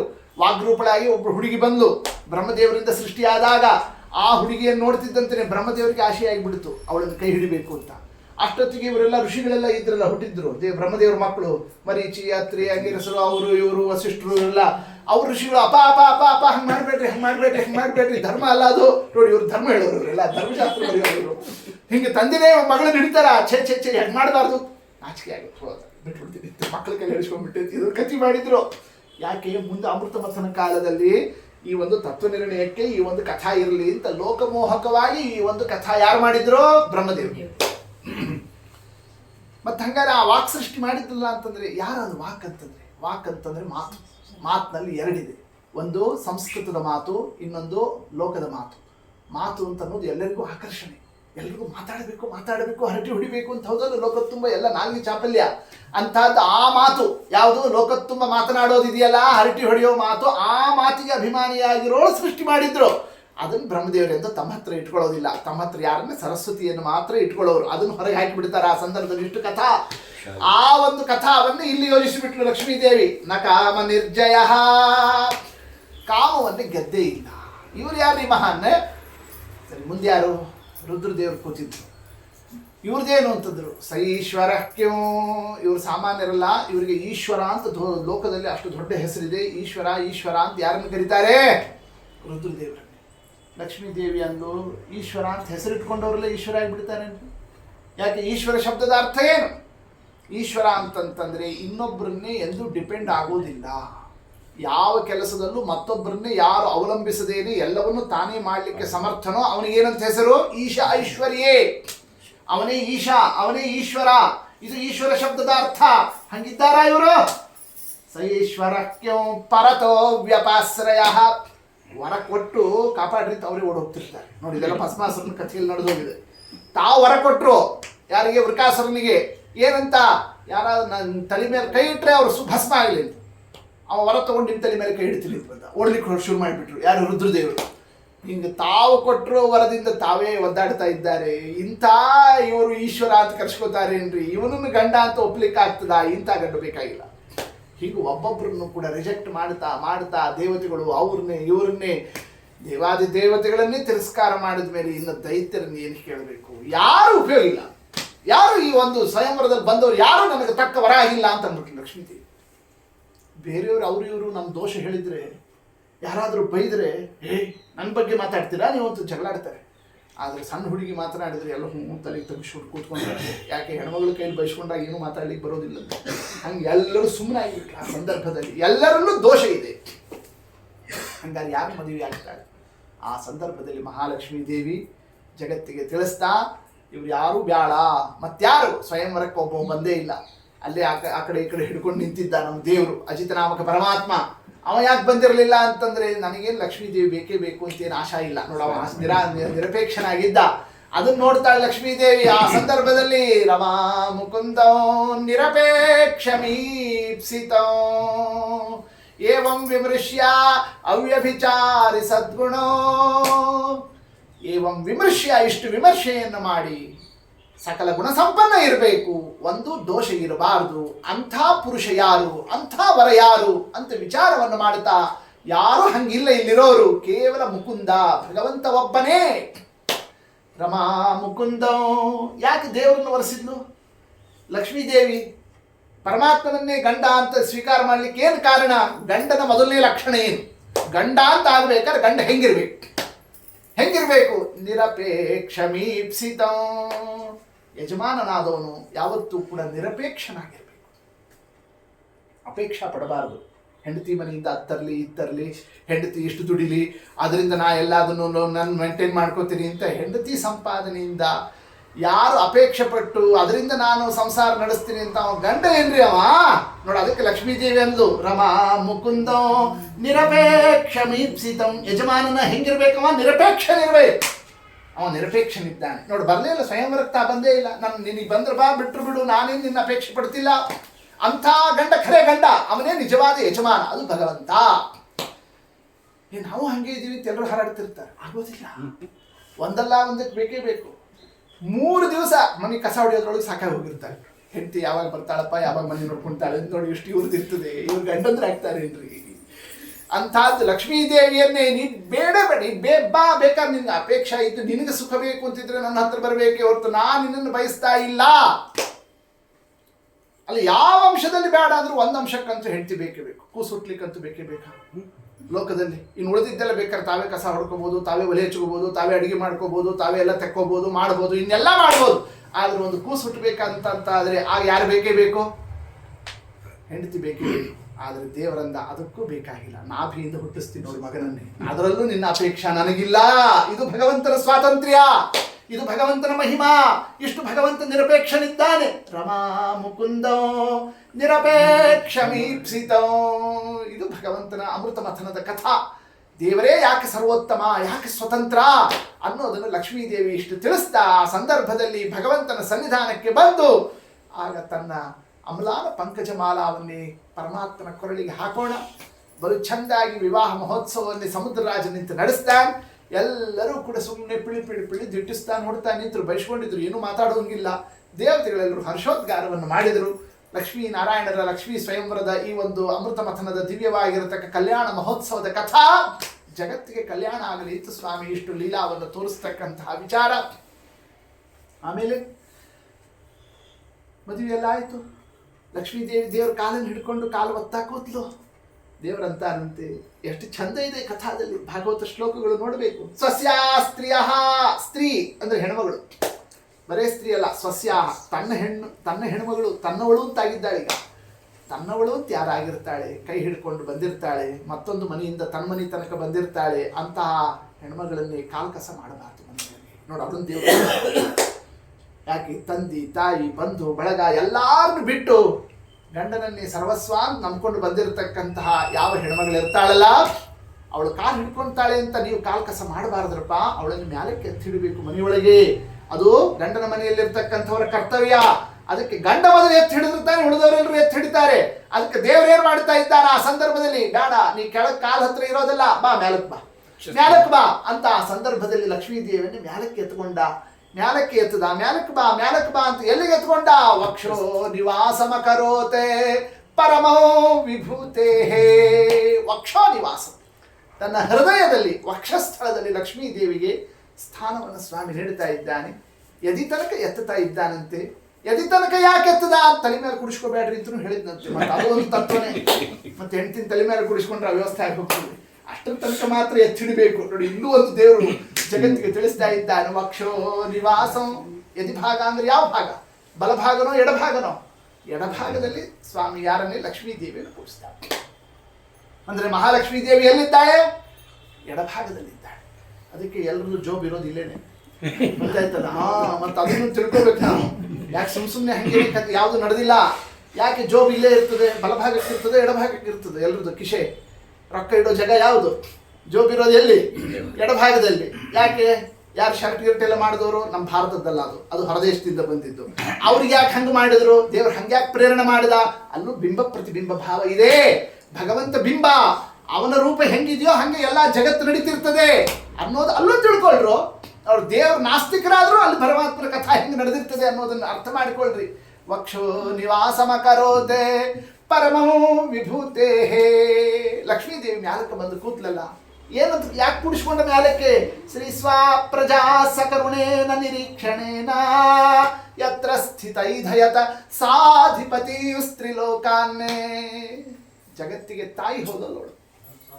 ತಾಯಿನೇ ಬ್ರಹ್ಮದೇವರಲ್ಲಿ ದೋಷ, ರುದ್ರದೇವರಲ್ಲಿ ದೋಷ, ಇಂದ್ರನಲ್ಲಿ ದೋಷ, ಋಷಿಗಳಲ್ಲಿ ದೋಷ, ದುರ್ವಾಸರಲ್ಲಿ ದೋಷ, ಯತಿಗಳಲ್ಲಿ ದೋಷ, ಎಲ್ಲ ಜಗತ್ತಿನಲ್ಲಿರ್ತಕ್ಕ ಜೀವರುಗಳಲ್ಲೆಲ್ಲ ದೋಷ ಇದೆ ಅಂತ ಇವರು ಹೇಳಿದ್ರೆ ಪರವಾಗಿಲ್ಲ. ತಾಯಿನೇ ಕೂತ್ಕೊಂಡು ಮಕ್ಕಳನ್ನು ಬೈತಾ ಕೂತು ಬಿಟ್ರೆ ಮಕ್ಕಳ ಮುಖ ಹೆಂಗಾಗಿರ್ತದೆ?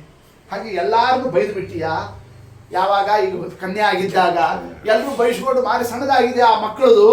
ಆ ಮಕ್ಕಳ ಮುಖ ಸ್ವಲ್ಪ ಅರಳುವಂತೆ ಮಾಡೋದಕ್ಕೆ ಕರುಣಾದೃಷ್ಟಿ ಬೀರು, ಅವ್ರ ಮೇಲೆ ಕರುಣಾ ಮಾಡ್ಬೇಕಾದ್ರೆ ಸ್ವಲ್ಪ ಮ್ಯಾಲಕ್ಕೆ ಬರ್ಬೇಕಾದ್ರೆ ನಾನು ಎದಿ ಮೇಲೆ ಕುಡಿಸ್ಕೋತೀನಿ. ಹಿಂಗೆ ಸ್ವಾಮಿ ಕುಡಿಸಿಕೊಂಡು ಲಕ್ಷ್ಮೀ ದೇವಿಯ ಕಾರುಣ್ಯ ಜಗತ್ತಿಗೆ ಮಾತೃ ಕಾರುಣ್ಯ ಸಿಗುವಂತೆ ಈ ಒಂದು ವಕ್ಷಸ್ಥಳದಲ್ಲಿ ಕುಡಿಸಿಕೊಂಡ ಅನ್ನೋದರ ತತ್ವವನ್ನೇ ಭಾಗವತದಲ್ಲಿ ತಿಳಿಸ್ತಾ ಇದ್ದಾರೆ. ಇದೆಲ್ಲ ತತ್ವನಿಶ್ಚಯದ ಅಮೃತ ಮಥನ ಆಯಿತು. ಆದರೆ ದೈತ್ಯರಿಗೆ ಕಳಕಳ ಆಗೋಯ್ತು. ಅವರಂದ್ರು ಎಂಥ ಮೂರ್ಖರಾಗಿಬಿಟ್ವಿ ನಾವು, ಈ ದೇವತೆಗಳ ಸಹವಾಸರಿ ನಾವು ಅವರಂಗಾಗಿಬಿಟ್ವಿ. ನೋಡಿ, ಹಿಂಗೆ ಅನ್ಕೊಂಡ್ರು. ಯಾಕೆಂದ್ರೆ ನಮ್ಮ ಧರ್ಮದಂತೆ ನಾವಿರಬೇಕು. ನಮ್ಮ ಧರ್ಮ ಏನು? ಹುಡುಗಿ ಬರ್ತಿದ್ದಂತನೇ ಲಪ್ಟಾಯಿಸ್ಕೊಂಡು ಎತ್ಕೊಂಡು ಹೋಗ್ಬೇಕಾಗಿತ್ತು. ನಾವು ಸುಮ್ಮನೆ ಈ ಸ್ವಯಂವರ ಅನ್ಕೊಂಡು ನಾವು ಎಲ್ಲರದ್ದು ಡಿಸೆಂಟ್ ಆಗಿ ಹೋಗಿ ಕೂತ್ಕೊಂಡು ಬೈಸ್ಕೊಂಡು ಬರ್ತೀವಿ. ಮಾಡ್ಬೇಕಾಗಿದ್ದರೆ ಹಿಂಗೆ. ಈಗ ಯಾರು ಮುಂದೆ ಹುಡುಗಿ ಬರ್ತಾಳೆ ಎತ್ಕೊಂಡು ಹೋಗ್ಬೇಡ. ನೋಡಿ, ಹಿಂಗೆ ಅವರೆಲ್ಲರೂ ಡಿಸೈಡ್ ಮಾಡಿದ್ರು. ಅದರಂತೆ ಅಥಾಸೀತಿ ವಾರುಣಿ ಕನ್ಯಾ. ಮುಂದೆ ಮಥನ ಮಾಡ್ತಿದ್ದಂತೆ ಮತ್ತೊಂದು ಹುಡುಗಿ ಬಂತು. ಯಾರು?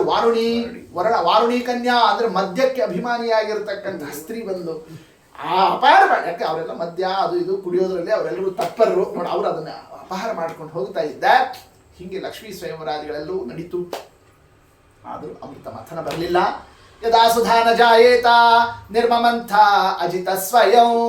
ತತ್ಕಾಲದಲ್ಲಿ ಪರಮಾತ್ಮನೇ ಎರಡೂ ಕಡೆಯಿಂದ ತನ್ನ ಬಾಹುವನ್ನೇ ಪ್ರಸಾರವನ್ನು ಮಾಡಿ, ಸರಿ ನಿಮ್ದು ಯಾರ್ದೋ ಶಕ್ತಿ ಸಾಲದು ಅಂತ ತಾನೇ ವೇಗವನ್ನು ಹೆಚ್ಚಿಸ್ತಾನೆ, ಮಥನದ ವೇಗ. ಆ ಭಗವಂತನ ಮಥನದ ವೇಗಕ್ಕೆ ಆ ಸಂದರ್ಭದಲ್ಲಿ ಅಮೃತದ ಉತ್ಪತ್ತಿ, ಅಮೃತದ ಕಲಶವನ್ನು ಹಿಡ್ಕೊಂಡು ತಾನೇ ಪರಮಾತ್ಮನೇ ಧನ್ವಂತರಿ ಎಂಬತಕ್ಕಂತಹ ರೂಪದಿಂದ ಪ್ರಕಟನಾಗಿ ಸ್ವಾಮಿ ಬರ್ತಾ ಇರೋಣ.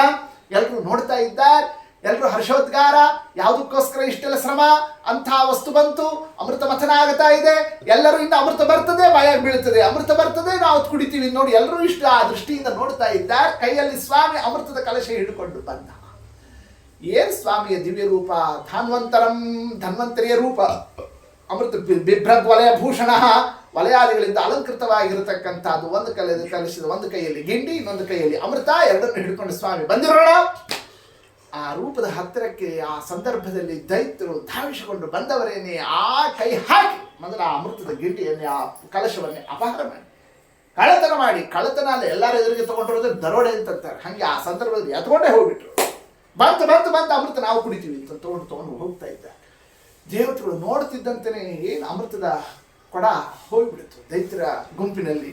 ಅದು ಏನು ಒಬ್ರ ಕೈಯಿಂದ ಒಬ್ರ ಕೈಗೆ ಹಿಂಗ ಅದು ತೂರ್ತಾ ಮುಂದಕ್ಕೆ ಎಲ್ಲಿ ಹೋಯ್ತು.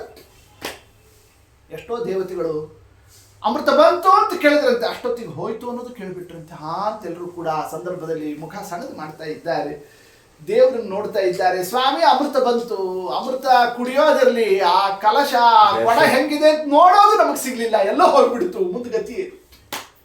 ಆಗ ಪರಮಾತ್ಮ ಎಲ್ಲರಿಗೂ ಕೂಡ ಅಭಯವನ್ನು ಕೊಟ್ಟು ಹೆದರಬೇಡ್ರಿ ಅಂದವರೇನೆ ಎಂಥ ಅದ್ಭುತ ರೂಪವನ್ನು ಸ್ವಾಮಿ ಧಾರಣವನ್ನು ಮಾಡ್ತಾನಾಗ. ಯೋಷಿದ್ರೂಪಮು ನಿರ್ದೇಶ್ಯೋ ದಧಾರ ಪರಮಾದ್ಭುತವಾಗಿರತಕ್ಕ ಸ್ತ್ರೀ ರೂಪವನ್ನು ಧಾರಣವನ್ನು ಮಾಡಿದ. ಅದೇ ಜಗತ್ಪ್ರಸಿದ್ಧವಾದ ಮೋಹಿನಿ ರೂಪ. ಅಂತಹ ಮೋಹಿನಿ ರೂಪದ ಹಾವ ಏನು, ಭಾವ ಏನು, ಹೆಜ್ಜೆ ಇಡೋದೇನು, ಒಲುಪೇನು, ಒಯ್ಯಾರೆ ಏನು, ಓಜಸ್ಸೇನು, ತೇಜಸ್ಸೇನು, ಕಣ್ಣು ಏನು, ಕಪಾಲ ಏನು, ಥಳ ಹೊಳೆಯೋದೇನು, ರೂಪ ಏನು, ಆ ಚಲ್ವಿಕೆ ಏನು, ದೈತ್ಯರು ನೋಡಿದರೆ ಎಲ್ಲರ ಎದಿ ಝಲದ್ದು. ಎಲ್ಲರೂ ಕೂಡ ಮುಖರು ಬಿಟ್ರು ಆ ಸಂದರ್ಭದಲ್ಲಿ.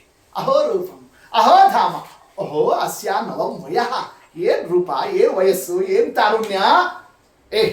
ಹಂಗೆ ಅಮೃತ ಕುಡಿದ್ರೆ ರುಚಿ ಅಲ್ಲ, ಇವಳ ಕೈಯಾಗ ಹಾಕ್ಸ್ಕೊಂಡು ಕುಡಿಬೇಕು. ಕೊಡ್ರಿ ಅವ್ರ ಕೈಯಾಗಿ ನೋಡಿ. ಹಿಂಗ ಆ ಸಂದರ್ಭದಲ್ಲಿ ಏನ್ ಮಾಡಿದ್ರಂತೆ, ಆ ಅಮೃತದ ಕಲಶವನ್ನು ತಗೊಂಡು ಯಾರಿಗೆ ಮೋಹಿನಿ ದೇವಿ ಕೈಯಲ್ಲಿ, ಲಕ್ಷ್ಮೀ ಪರಮಾತ್ಮರ ರೂಪದಲ್ಲಿ ಕೈಯಲ್ಲಿ ಕೊಟ್ಟು ಬಿಡ್ತಾರೆ. ಆಗ ನಮ್ಮ ದೇವರಂದ, ಏನಿದು ಏನ್ ಮಾಡ್ತಾ ಇದ್ದೇವೆ, ಯಾಕೆ ನನ್ನ ಕೈಯಾಗ ಯಾಕೆ ಕೊಡ್ತೀರಿ? ಇಲ್ಲ, ವಿಭಜಸ್ವ ಯಥಾನ್ಯಾಯ, ಇದು ಎಲ್ಲರಿಗೂ ಸೇರಿದ್ದು, ಎಲ್ಲರಿಗೂ ಕೂಡ ದೇವತೆಗಳಿಗೆ, ದೈತ್ಯರಿಗೆ ಎಲ್ಲರಿಗೂ ಕೂಡ ನ್ಯಾಯೋಚಿತವಾಗಿ ಇದನ್ನು ವಿಭಾಗ ಮಾಡಿ. ದೇವರಂದ ಆ ಸಂದರ್ಭದಲ್ಲಿ, ಅಲ್ಲ ನೀವು ದೊಡ್ಡ ಪಂಡಿತರ ಮಕ್ಕಳು, ಕಶ್ಯಪಾಚಾರ್ಯರ ಮಕ್ಕಳು, ನೀವೆಲ್ಲರೂ ದೈತ್ಯರುಗಳು, ಅಂತಹದ್ದು ವಿಶ್ವಾಸಂ ಜಾತು ಪಂಡಿತಾ, ಎಂದು ಪಂಡಿತರು ಸ್ತ್ರೀಯರಲ್ಲಿ ವಿಶ್ವಾಸ ಮಾಡಬಾರ್ದು, ಅಂತಹದ್ದು ನನ್ನ ಮೇಲೆ ನೀವು ವಿಶ್ವಾಸ ಇಟ್ಟು ಹಿಂಗೆ ನನಗೆ ಒಪ್ಪಿಸ್ತಾ ಇದ್ದೀರಿ, ಜವಾಬ್ದಾರಿ ಮತ್ತೆ ಸರಿಯಾಗಿ ವಿಚಾರ ಮಾಡ್ರಿ, ನಾ ಮಾಡಬೇಕೋ ಬೇಡೋ ನೋಡಿ. ಇದು ಬೇರೆ ದೇವರು ಆ ಸಂದರ್ಭದಲ್ಲಿ ಕಮಿಟ್ಮೆಂಟ್ ಮಾಡ್ತಾರೆ. ಆಗ ಅವರಾದ್ರು ಏನು ಮಾಡಿದ್ರು ಚಂದ ಆಗುತ್ತೆ, ಮಾಡ್ತೀನಿ ಹಂಗ ನಾ ಏನು ಮಾಡಿದ್ರು ಚಂದ ಅಂತಂದ್ರೆ ಇಲ್ಲ, ಹಂಗ ನಾ ಮಾಡಿದ್ದಕ್ಕೆ ಈಗ ನಂಗೆ ದೋಷ ತಟ್ಟೋದಿಲ್ಲ ನೋಡಿ. ಇಷ್ಟ ಆ ಸಂದರ್ಭದಲ್ಲಿ ದೇವರು ಮಾತನಾಡಿಸ್ತಾ. ಅದರಂತೆಯೇ ಎಲ್ಲರೂ ಕೂಡ ಆ ಸಂದರ್ಭದಲ್ಲಿ ತಮ್ಮ ಲೋಟ, ತಟ್ಟಿ, ಬಟ್ಲು ಏನೇನು ಇಟ್ಕೊಂಡಿದ್ರು ಎಲ್ಲ ಕುಡಿಬೇಕು ಅಂತೆಲ್ಲ ಅದನ್ನು ತಗೊಂಡು ಬಂದರು. ಅಮೃತ ಹಾಕು ಅಂತ ಅನ್ನೋ ರೀತಿಯಿಂದ ಆ ಸಂದರ್ಭದಲ್ಲಿ ನಿಂತರು. ದೇವರಂತಾನೆ, ದೊಡ್ಡ ಪಂಡಿತರು ನೀವು, ದೊಡ್ಡ ಆಚಾರ ಮಕ್ಕಳುಗಳು, ಅಂತಹದ್ದು ಸ್ನಾನ ಸಂಧ್ಯಾ ವಂದನೆ ನಿಮ್ಮನ್ನ ಆನ್ನಿಕ ಎಲ್ಲ ಮುಗಿಸ್ಕೊಂಡು ಬಂದು ಆಮೇಲೆ ತಗೋಬೇಕು. ಹೌದು, ಹೌದು. ಹಂಗಾರೆ ಏನು ಮಾಡ್ಬೇಕು, ಎಲ್ಲರೂ ಅಗ್ನಿಹೋತ್ರ ಮಾಡ್ರಿ ನೋಡಿ. ಅವ್ರನ್ನೆಲ್ಲ ಆ ಸಂದರ್ಭದಲ್ಲಿ ಹೋಮಶಾಲಾಕ್ಕೆ ಕಳಿಸ್ತಾ ಇದ್ದ. ಎಲ್ಲರೂ ಹೋಮಶಾಲಾದಲ್ಲಿ ಏನು ಮಾಡ್ತಾರೆ, ತಮ್ಮ ಅನುಷ್ಠಾನಕ್ಕೆ ಅಂತ ಹೋಗಿ ಕೂತ್ಕೊಂಡ್ರು. ಎಲ್ಲ ಕಡೆ ಹೊಗೆ ಆವರಿಸಿ ಬಿಡ್ತು. ಆ ಸಂದರ್ಭದಲ್ಲಿ ಕೊಡ ಹಿಡ್ಕೊಂಡು ಅದರಲ್ಲಿ ಸೌಟ ಹಾಕ್ಕೊಂಡು ಎಲ್ಲರಿಗೂ ಕೂಡ, ನೀವು ಅತ್ಲಾಗಿಂದ ದೈತ್ಯರೆಲ್ಲ ಕೂತ್ಕೊಳ್ಳಿ, ಇತ್ಲಾಗಿಂದ ದೇವತೆಗಳೆಲ್ಲ ಕೂಡ್ರಿ, ಎಲ್ಲರಿಗೂ ಕೂಡ ನಾನು ಹಾಕ್ತಾ ಬರ್ತೀನಿ ಅಂತ ಹಿಂಗೆ ಆ ಸಂದರ್ಭದಲ್ಲಿ ಎಲ್ಲರನ್ನು ಕೂಡಿಸಿ ಬಿಡ್ತಾರೆ. ಪಂಕ್ತಿ ಸಾಲಾಗಿ ಎಲ್ಲರೂ ಕೂಡ ಅತ್ಲಾಗಿ ದೇವತೆಗಳು ದೈತ್ಯರು ಇಬ್ಬರು ಕೂಡ ಕೂತಿರ್ತಾರೆ. ನಮ್ಮ ದೇವರು ಆಗ ಅಮೃತವನ್ನು ಪಾನವನ್ನು ಮಾಡಿಸ್ಬೇಕಾದ್ರೆ ಎಲ್ಲರೂ ಲೋಟ ಬಟ್ಲು ಎಲ್ಲ ಹಿಡ್ಕೊಂಡು ಕೂತಿದ್ರಲ್ಲ, ಹಿಡ್ಕೊಂಡು ಹಿಂಗೆ ನೋಡ್ತಾ ಇದ್ರು. ಪಿಳಿ ನೋಡ್ತಾ, ಕಣ್ಣು ಬಿಡ್ತಾ ಅಂತ ಬಾಯಿ ತಕ್ಕೊಂಡು ಬೇರೆ ಕೂತಿದ್ರು. ದೇವ್ರು ನಾಚಿಕೆ ಆಗ್ತದೆ ನನಗೇನು ಬಿಟ್ಟ. ಎಲ್ಲರೂ ಹಿಂಗೆ ನನ್ನ ಹಿಂಗೆ ಪಿಳಿ ನೋಡ್ತಿದ್ರೆ ನಾ ಹೆಂಗೆ ಹೆಜ್ಜೆ ಇಡ್ಲಿ, ಹೆಂಗೆ ನಾ ಬಡಿಸ್ಲಿ, ಹೆಂಗೆ ನನಗೆ ಇದಾಗ್ತದೆ. ಹಂಗಾರೆ ಏನು ಮಾಡ್ಬೇಕು, ಎಲ್ಲರೂ ನಿಮ್ಮ ಕಣ್ಣು ಮುಚ್ಚಲಿ ಇತ್ತಂತ. ಎಲ್ಲರೂ ಕಣ್ಣು ಮುಚ್ಚಿದ್ರು. ಬಾಯಿ ತಕ್ಕೊಂಡ್ರಿ, ಪ್ರಾಣ ಹೋಗ್ತದೆ ಒಂದು ಸೆಕೆಂಡ್. ಹಿಂಗ ಆ ಸಂದರ್ಭದಲ್ಲಿ ಬಾಯಿ ಮುಚ್ಚಿಸ್ಲಿಲ್ಲಂತೆ. ಎಲ್ಲರೂ ಬಾಯಿ ತಕ್ಕೊಂಡು ಕಣ್ಣು ಮುಚ್ಕೊಂಡ್ರು, ಬಟ್ಲ ಹಿಡ್ಕೊಂಡು ಕೂತಿದ್ರು. ಅಷ್ಟೊತ್ತಿಗೆ ದೇವರು ಸಾಧಯಿತ್ವ ಸುಧಾಮ್ ದೇವಾನ್ನೇ ಅಮೃತವನ್ನು ಸೆಕೆಂಡ್ ಒಳಗೆ ಎಲ್ಲ ದೇವತೆಗಳಿಗೆ ಬಡಿಸಿಬಿಡ್ತಾನಂತೆ. ಏನು ದೇವರ ವ್ಯಾಪಾರ! ಎಲ್ಲ ದೇವತೆಗಳು ಆ ಸಂದರ್ಭದಲ್ಲಿ ಅಮೃತವನ್ನು ಪಾನವನ್ನು ಮಾಡ್ತಾ ಇದ್ದಾರೆ. ಇತ್ಲಾಗಿ ದೈತ್ಯರು ಕಣ್ಣು ಮುಚ್ಚಿಕೊಂಡು ಬಟ್ಲ ಇಟ್ಕೊಂಡು ಬೀಳುತ್ತದೆ ಕುಡಿತೀವಿ ಅನ್ಕೊಂಡು ಹಂಗೆ ಕೂತಿದ್ದಾರೆ. ಅಷ್ಟೊತ್ತಿಗಾಗಲೇ ಎಲ್ಲ ದೇವತೆಗಳು ಮುಗಿಸ್ಬಿಡ್ತಾನೆ ಪರಮಾತ್ಮ. ಅಷ್ಟೊತ್ತಿಗೆ ಸ್ವರ್ಭಾನು ಅಂತ ಒಬ್ಬ ದೈತ್ಯ. ಆ ಸ್ವರ್ಭಾನು ಏನು ಮಾಡ್ತಾ ಇದ್ದಾನಾಗ, ಅವ ಈ ಕಡೆಯಿಂದ ದೈತ್ಯರಲ್ಲೂ ಕೂಡ ಮುಂಭಾಗದಲ್ಲಿ ಕೂಡ್ಲಿಕ್ಕಿಲ್ಲ. ಯಾಕೋ ಸಣ್ಣ ದೈತ್ಯ, ಅಲ್ಲೋ ಲಾಸ್ಟ್ ಗ್ರೇಡ್ ಒಂದು, ಅಲ್ಲೆಲ್ಲೋ ಕಡೀಗೆ ಪಂಕ್ತಿಯಲ್ಲಿ ಕೂತಿದ್ದ. ಈ ಕಡೀಲಿ ಕೂತವ್ರಿಗೆ ಯಾವಾಗಲೂ ಡವ ಅಂತಿರ್ತದೆ. ನಮ್ಮ ತನಕ ಹುಳಿ ಬರ್ತದೋ, ಸಾರು ಬರ್ತದೋ, ಇಲ್ಲೋ ಏನಾಗ್ತದೋ ನೋಡಿ. ಹಿಂಗೆ ಅವರು ಊಟ ಕೂತವ್ರಿಗೆ ಇವೆಲ್ಲ ಪ್ರಾಬ್ಲಮ್ ಇರ್ತಾವ, ಹೌದಲ್ಲ ಅಂತಾದ ಸ್ವರ್ಭಾನು ವಿಚಾರ ಮಾಡಿದ. ಈಗ ನಾ ಇಲ್ಲೇ ಕೂತಿದ್ದೆ ಅಂದ್ರೆ ಆ ಕಡೆ ದೇವತೆಗಳದ್ದು ಶುರುವಾಗಿದೆ ಸಾಲು, ಅವ್ರದ್ದೆಲ್ಲ ಮುಗಿದು, ಈ ಕಡೆಯಿಂದ ದೈತ್ಯರದೆಲ್ಲ ದೊಡ್ಡ ದೈತ್ಯರದೆಲ್ಲಾರ್ದು ಮುಗಿದು, ಆಮೇಲೆ ನನ್ನ ತನಕ ಬರೋ ಖಾಲಿ ಆಗಿಬಿಟ್ರೆ ಏನು ಮಾಡಲಿ? ಹಂಗಾರೆ ಒಂದು ಉಪಾಯ ಮಾಡೋಣ ಅಂದವನೇನೆ ಟಣ್ಣನೆ ಹಾರಿ ಅತ್ಲಾಗ ಕೂತಿಟ್ಟೆ. ಅಲ್ಲಿ ದೇವತೆಗಳ ಸಾಲಿನಲ್ಲಿ ಅತ್ಲಾಗಿಂದ ಅಮೃತ ಬರ್ತಿತ್ತು, ಇತ್ಲಾಗಿಂದ ಹಾರ್ದ. ಅಲ್ಲಿ ಹೋಗಿ ಅಲ್ಲೇನೆ ಮಧ್ಯದಲ್ಲಿ ಹೋಗಿ ಹಿಂಗೆ ಜಗ ಮಾಡ್ಕೊಂಡು ಏನು ಮಾಡ್ತಾ ಇದ್ದಾನೆ, ನುಗ್ಗಿ ಹೋಗಿ ಕೂತ್ಬಿಟ್ಟ. ಅಷ್ಟೊತ್ತಿಗೆ ಅಮೃತವನ್ನು ದೇವರು ಬಡಿಸ್ತಾ ಇದ್ದಾನೆ. ಆ ಕಡೆಯಿಂದ ಅಮೃತ ಅವನ ಕೈಗೆ ಬಟ್ಲಂತ ದೇವರು ಬಡಿಸಿಬಿಟ್ಟ. ಅವನ ಅಮೃತವನ್ನು ತಗೊಂಡ ಬಾಯಲ್ಲಿ ಹಾಕ್ಕೊಳ್ತಾ ಇದ್ದಾನೆ. ಅಕ್ಕಪಕ್ಕದಲ್ಲಿ ಕೂತಿದ್ರು ಸೂರ್ಯಚಂದ್ರರು. ಅವರಂದ್ರು, ಇವ ನಮ್ಮವಲ್ಲ, ಇವ ದೇವತೆ ಅಲ್ಲ, ಇವ ದೈತ್ಯರ ಕಡೆ ನಿಂತಲ ಯಾರು ಬಂದು ಬಾಯಲ್ಲಿ ಅಮೃತ ಹಾಕ್ಕೊಳ್ತಾ ಇದ್ದಾನೆ ಅಂತ ಅವ್ರು ಕೂಗಿಬಿಟ್ರು. ತತ್ಕಾಲದಲ್ಲಿ ಬಾಯಲ್ಲಿ ಅಮೃತ ಹೋಗಿರ್ತಕ್ಕ ಅಮೃತ ಕಂಠದಿಂದ ಕೆಳಗೆ ಇಳಿಯೋದ್ರೊಳಗೆ ಚಕ್ಕನೆ ದೇವರು ಏನು ಮಾಡ್ತಾನ, ಅವನ ತಲೆಯನ್ನೇ ಆ ಸಂದರ್ಭದಲ್ಲಿ ಕತ್ತರಿಸಿಬಿಟ್ಟ. ಆದರೆ ಒಳಗೆ ಹೋಗಿರೋ ಅಮೃತ ತಲೆ ಕತ್ತರಿಸಿದ್ರೆ ಜೀವ ಹೋಯ್ತು, ಅಮೃತ ಕೆಳಗೆ ಹೋಯ್ತು. ಮತ್ತೆ ಅಂದರೆ ರುಂಡ ಮುಂಡ ಎರಡಕ್ಕೂ ಕೂಡ ಅಮೃತದ ಸ್ಪರ್ಶ ಆಯಿತು. ಅದಕ್ಕೆ ಮರಣ ಆಗಲಿಲ್ಲ, ಯಾವುದಕ್ಕೆ ದೇಹ ಹಾಗೆ ಉಳ್ಕೊಂಡ್ಬಿಡ್ತು, ಜೀವ ಮಾತ್ರ ಹೊರಗೆ ಹೋಗಿಬಿಡ್ತಾನೆ. ಇದೊಂದು ದೇವರ ಅದ್ಭುತವಾಗಿರ್ತಕ್ಕ ಕಥಾ. ಏನು ಈ ಕಥಾ, ಏನು ಇದರಲ್ಲಿರ್ತಕ್ಕ ತತ್ವ, ಇದರಿಂದ ನಾವು ಏನು ತಿಳ್ಕೋಬೇಕು? ಎಲ್ಲರ ಮನಸ್ಸಿನಲ್ಲಿ ಏನಿರ್ತದೆ, ದೇವ್ರ ಪೂಜೆ ಆಗೋ ತನಕ ದೇವ್ರು ಬೇಕು, ಅಡಿಗೆ ಎಲ್ಲ ಆದಮೇಲೆ ಇನ್ನು ಬಡಿಸ್ಕೊಂಡು ತಿನ್ನೋ ತನಕ ನಮಗೆ ಇನ್ನೇನು ದೇವ್ರದೇನು ಅನ್ಕೊಂಡ್ಬಿಡ್ತೀವಿ. ಹಂಗಿಲ್ಲ, ಪ್ರತಿಯೊಂದು ಹಂತದಲ್ಲೂ ದೇವರು ಬೇಕು. ಮಂದರ ಪರ್ವತ ತರೋದಕ್ಕೆ ದೇವರು ಬೇಕು, ತಂದಿದ್ದು ನಿಲ್ಲೋದಕ್ಕೆ ದೇವರು ಬೇಕು, ತಿರುಗೋದಕ್ಕೆ ದೇವರು ಬೇಕು, ಅಮೃತ ಬರೋದಕ್ಕೆ ದೇವರು ಬೇಕು, ಬಂದಿರೋ ಅಮೃತ ಕೈಯಲ್ಲಿ ಬೀಳೋದಕ್ಕೂ ದೇವರು ಬೇಕು, ಬಿದ್ದಿರೋ ಕೈಯಲ್ಲಿ ಬಿದ್ದಿರೋದು ಬಾಯಾಗಿ ಹೋಗ್ಲಿಕ್ಕೂ ದೇವರು ಬೇಕು, ಬಾಯಲ್ಲಿ ಹೋಗಿರೋದು ಹೊಟ್ಟಿಲಿ ಹೋಗಬೇಕಾದ್ರೂ ದೇವರು ಬೇಕು. ಪ್ರತಿ ಹಂತದಲ್ಲೂ ದೇವರನ್ನು ನಾವು ಅವಲಂಬಿಸಿದ್ದೇವೆ. ಇದೇ ಅಮೃತ ಮಥನ. ಇದನ್ನು ಅರ್ಥ ಮಾಡ್ಕೊಳ್ಳೋದೇ ಈ ಕಥಾದ ತತ್ವ. ಇನ್ನೇನ್ರಿ ಬಾಯಲ್ಲಿ ಬಂತಲ್ಲ, ಇನ್ನೇನು ದೇವ್ರು ನಮ್ಮಷ್ಟಕ್ಕೆ ನಾವು ಕುಡಿದು ಬಿಡ್ತೀವಿ. ನಮ್ಮಷ್ಟಕ್ಕೆ ನಾವು ಕುಡಿಯೋದು ಅಲ್ಲ, ತಿನ್ನೋದು ಅಲ್ಲ, ಜೀರ್ಣನೂ ಅಲ್ಲ, ಶಕ್ತಿನೂ ಅಲ್ಲ, ಅದು ನಮ್ಗೆ ಆರೋಗ್ಯ ಕೊಡೋದು ಅಲ್ಲ, ಎಲ್ಲವೂ ಭಗವಂತನಿಂದ ನಡೀತಾ ಇದೆ. ಅದನ್ನು ಅರ್ಥವನ್ನು ಮಾಡಿಸಿರ್ತಕ್ಕಂತಹ ಕಥಾ. ಹಿಂಗ ಸ್ವಾಮಿ ಅಮೃತ ಮಥನದ ಕಥಾದಿಂದ ದೇವತೆಗಳನ್ನೇ ಎತ್ತಿ ಹಿಡಿತಾನೆ. ದೇವತೆಗಳು ಮೊದಲೇ ಬಲಿಷ್ಠರಾದರು. ಎಲ್ಲ ದೈತ್ಯರನ್ನೇ ಆ ಸಂದರ್ಭದಲ್ಲಿ ಯುದ್ಧ ಆಡಿ ಮತ್ತೆ ಅವರನ್ನು ಸೋಲಿಸಿ ಬಿಡುತ್ತಾರೆ. ಆಗ ಬಲಿಚಕ್ರವರ್ತಿಯನ್ನೇ ಕೊಂದೇ ಬಿಡಬೇಕು ಅನ್ನುವಷ್ಟು ರೀತಿಯಿಂದ ಏಟ್ ಹಾಕಿರ್ತಾನೆ. ಯಾರು? ಇಂದ್ರ. ಶುಕ್ರಾಚಾರ್ಯರು ಮೃತ ಸಂಜೀವಿನಿ ವಿದ್ಯಾದಿಂದ ಬಲಿಚಕ್ರವರ್ತಿಯನ್ನು ಏನು ಮಾಡ್ತಾರಾಗ ಅವರು ಬದುಕಿಸಿಕೊಂಡು ಕರ್ಕೊಂಡು ಹೋಗುತ್ತಾರೆ. ಇದೆಲ್ಲ 6ನೇ ಮನ್ವಂತರದಲ್ಲಿ ನಡೆದಿರತಕ್ಕ ಅಮೃತ ಮಥನದ ಕಥೆ ಇದು. ಹೆಂಗೆ ದೇವರು ಭಗವಂತ ಅವನನ್ನು ಹಿಡಿದಿರ್ತಕ್ಕ ದೇವತೆಗಳಿಗೆ ಹೆಂಗೆ ಅನುಗ್ರಹವನ್ನು ಮಾಡುತ್ತಾನೆ ಅನ್ನೋದರ ಈ ಒಂದು ತತ್ವವನ್ನು ಈ ಕಥಾದಿಂದ ತಿಳ್ಕೊಳ್ರಿ. ಭಗವಂತನನ್ನು ಆಶ್ರಯಿಸಿದರೆ ನಮಗೆ ಫಲ ಬರ್ತದರು. ಭಗವಂತನನ್ನು ಆಶ್ರಯಿಸ್ತೇನೆ, ನಮ್ಮ ಪ್ರಯತ್ನದಿಂದ ನಾವು ಏನು ಬೇಕಾದ್ರೂ ಮಾಡಿಬಿಡ್ತೀವಿ ಅಂತ ದೈತ್ಯರಂತೆ ಹೋದರೆ ಎಂದು ಫಲ ಸಿಗೋದು ಅಲ್ಲ. ಇವೆಲ್ಲವೂ ಈ ಕಥೆಯಿಂದ ನಾವು ತಿಳಿಯಬೇಕಾದಂತಹ ವಿಚಾರ. ಅಷ್ಟೇ ಅಲ್ಲ, ಅಮೃತ ಮಥನ ಆಯ್ತಲ್ಲ, ಇನ್ನು 7ನೇ ಮನ್ವಂತರದಲ್ಲಿ ಭಗವಂತನ ಮತ್ತೊಂದು ದಿವ್ಯವಾದ ಕಥಾವನ್ನು ತಿಳಿಸ್ತಾ ಇದ್ದಾರೆ. ಅಮೃತ ಕುಡಿದಿದ್ದರಿಂದ ಏನಾಯಿತು? ಮರಣ ಇಲ್ಲ ಅಂತಾಯ್ತು, ಮೃತಿ ಇಲ್ಲ, ಸಾವು ಬರೋದಿಲ್ಲ ಅಂತಾಯ್ತು, ಸೋಲು ಬರೋದಿಲ್ಲ ಅಂತೇನಿಲ್ಲ, ಸಾವಿಲ್ಲ ಅಂತಾಯ್ತೇ ಹೊರತು ಸೋಲ್ಬಹುದಷ್ಟೇ. ಮತ್ತೆ ನೋಡಿ, ದೇವತೆಗಳು ಮತ್ತೆ ಸೋತು ಬಿಡುತ್ತಾರೆ. ಯಾರಾದರೂ 7ನೇ ಮನ್ವಂತರದಲ್ಲಿ. ಕಾರಣ, ಬಲಿಚಕ್ರವರ್ತಿ ಪ್ರಬಲಾದ, ಅವನೇನು ಸಾಯೋ ಸ್ಥಿತಿಯಲ್ಲಿದ್ದ. ಶುಕ್ರಾಚಾರ್ಯ ಕರ್ಕೊಂಡು ಹೋದರು, ಅವನಿಗೆ ಮೃತ ಸಂಜೀವಿನಿಯಿಂದ ಬದುಕಿಸಿದರು. ಅಷ್ಟೇ ಅಲ್ಲ, 1000 ವರ್ಷ ತಪಸ್ಸು ಮಾಡಿ ಮಾಡಿ ಮಾಡಿ ಮಾಡಿ ಮಾಡಿ ಆ ಸಂದರ್ಭದಲ್ಲಿ ಆ ಒಂದು ಬಲಿಚಕ್ರವರ್ತಿಯಲ್ಲಿ ತಮ್ಮ ಪುಣ್ಯವನ್ನು ತುಂಬಿದರು. ಆ ಬ್ರಹ್ಮ ತೇಜಸ್ಸಿನ ಪುಣ್ಯದಿಂದ ಏನು ಸ್ಫುಟಿತಾ ಇದ್ದಾನೆ, ಏನು ಹೊಳಿತಾ ಇದ್ದಾನೆ, ಏನು ತೇಜಸ್ವಿ ಆಗುತ್ತಾ ಇದ್ದಾನೆ. ಆ ಸಾಮರ್ಥ್ಯಕ್ಕೆ ಯಾರು ಎದುರು ನಿಲ್ಲಿಕ್ಕಾಗ್ತಿಲ್ಲ.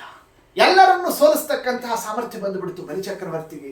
100 ಸಲ ಅಶ್ವಮೇಧ ಯಾಗವನ್ನು ಮಾಡ್ತೀನಿ, ಆ ಅಶ್ವಮೇಧ ಯಾಗದ ಪುಣ್ಯದಿಂದ ಇಂದ್ರ ಪದವಿಯಲ್ಲಿ ಕೊಡೋನು ಅಂತ ಅನ್ನೋ ರೀತಿಯಿಂದ ಸಂಕಲ್ಪ ತಗೊಂಡ್ಬಿಟ್ರು ಶುಕ್ರಾಚಾರ್ಯರು.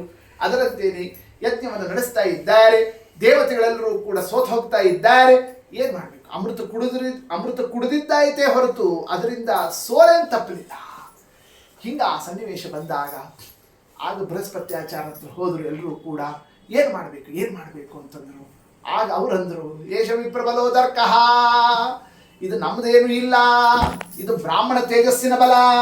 ಬ್ರಾಹ್ಮಣ ತೇಜಸ್ಸಿಗೆ ಯಾರೂ ಕೂಡ ಅದನ್ನು ಎದುರು ಹಾಕೊಳ್ಳಿಕ್ಕೆ ಸಾಧ್ಯ ಇಲ್ಲ. ನೋಡನ್ಬಿಟ್ರು, ಏನು ಮಾಡ್ಲಿಕ್ಕೆ ಸಾಧ್ಯ ಇಲ್ಲ. ಎಲ್ಲರೂ ಮುಖ ಸಣ್ಣದಾಯ್ತು.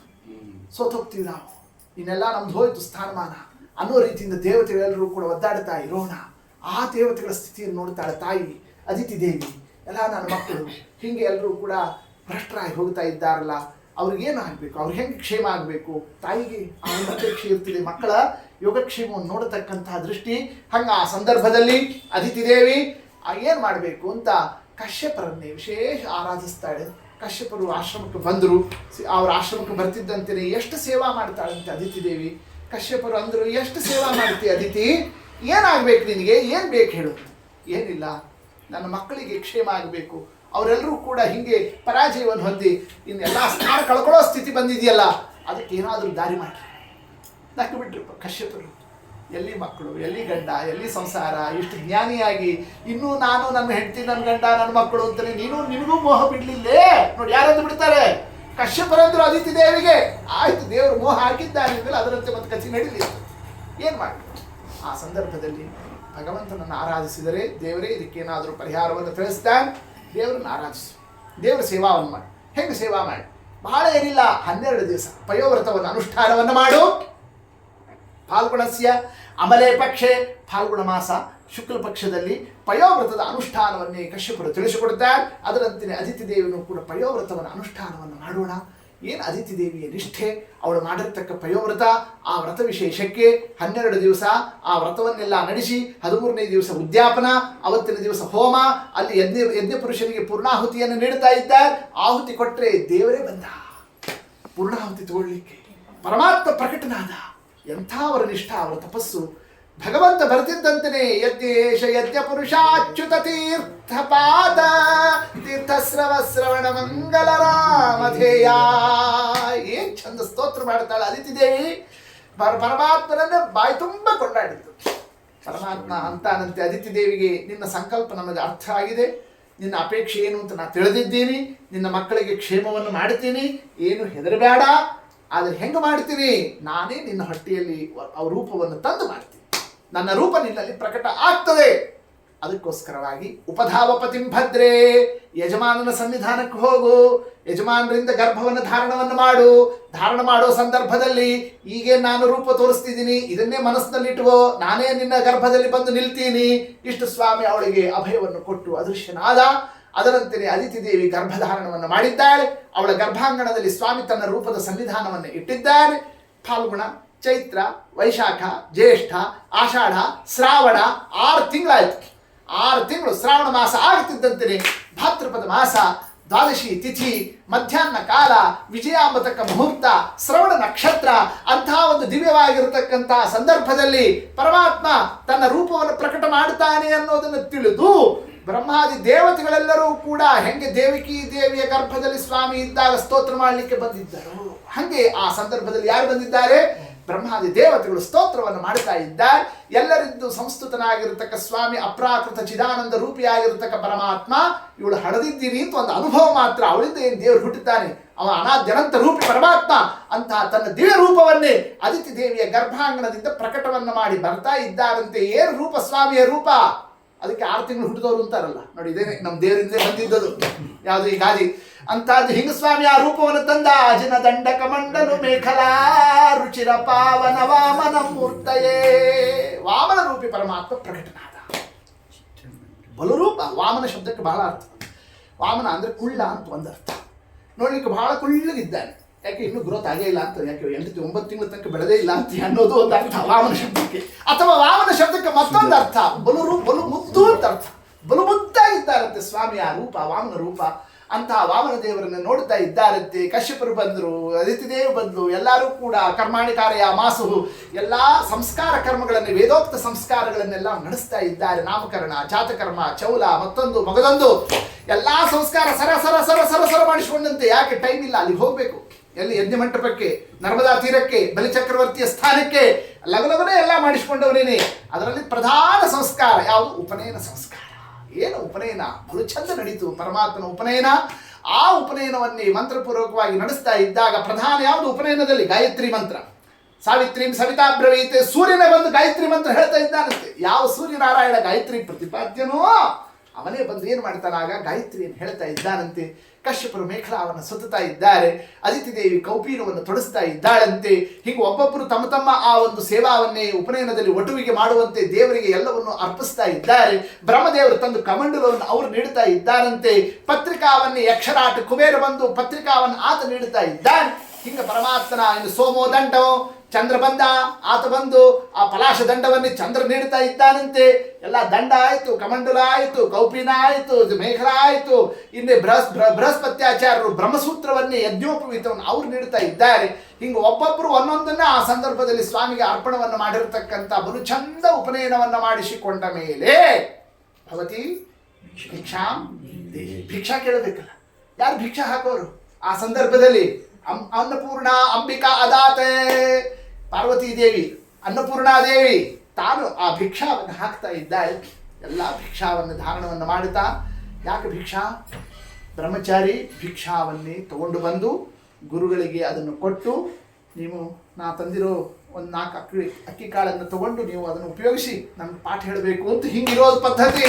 ಆ ಕ್ರಮದಿಂದ ಗುರುಸೇವಾವನ್ನು ನಡೆಸಿ ಅಧ್ಯಯನವನ್ನು ನಡೆಸೋದಕ್ಕೋಸ್ಕರ ಭಿಕ್ಷಾವನ್ನೇ ಬ್ರಹ್ಮಚಾರಿ ಮಾಡಬೇಕಾದಂತಹ ಕ್ರಮ.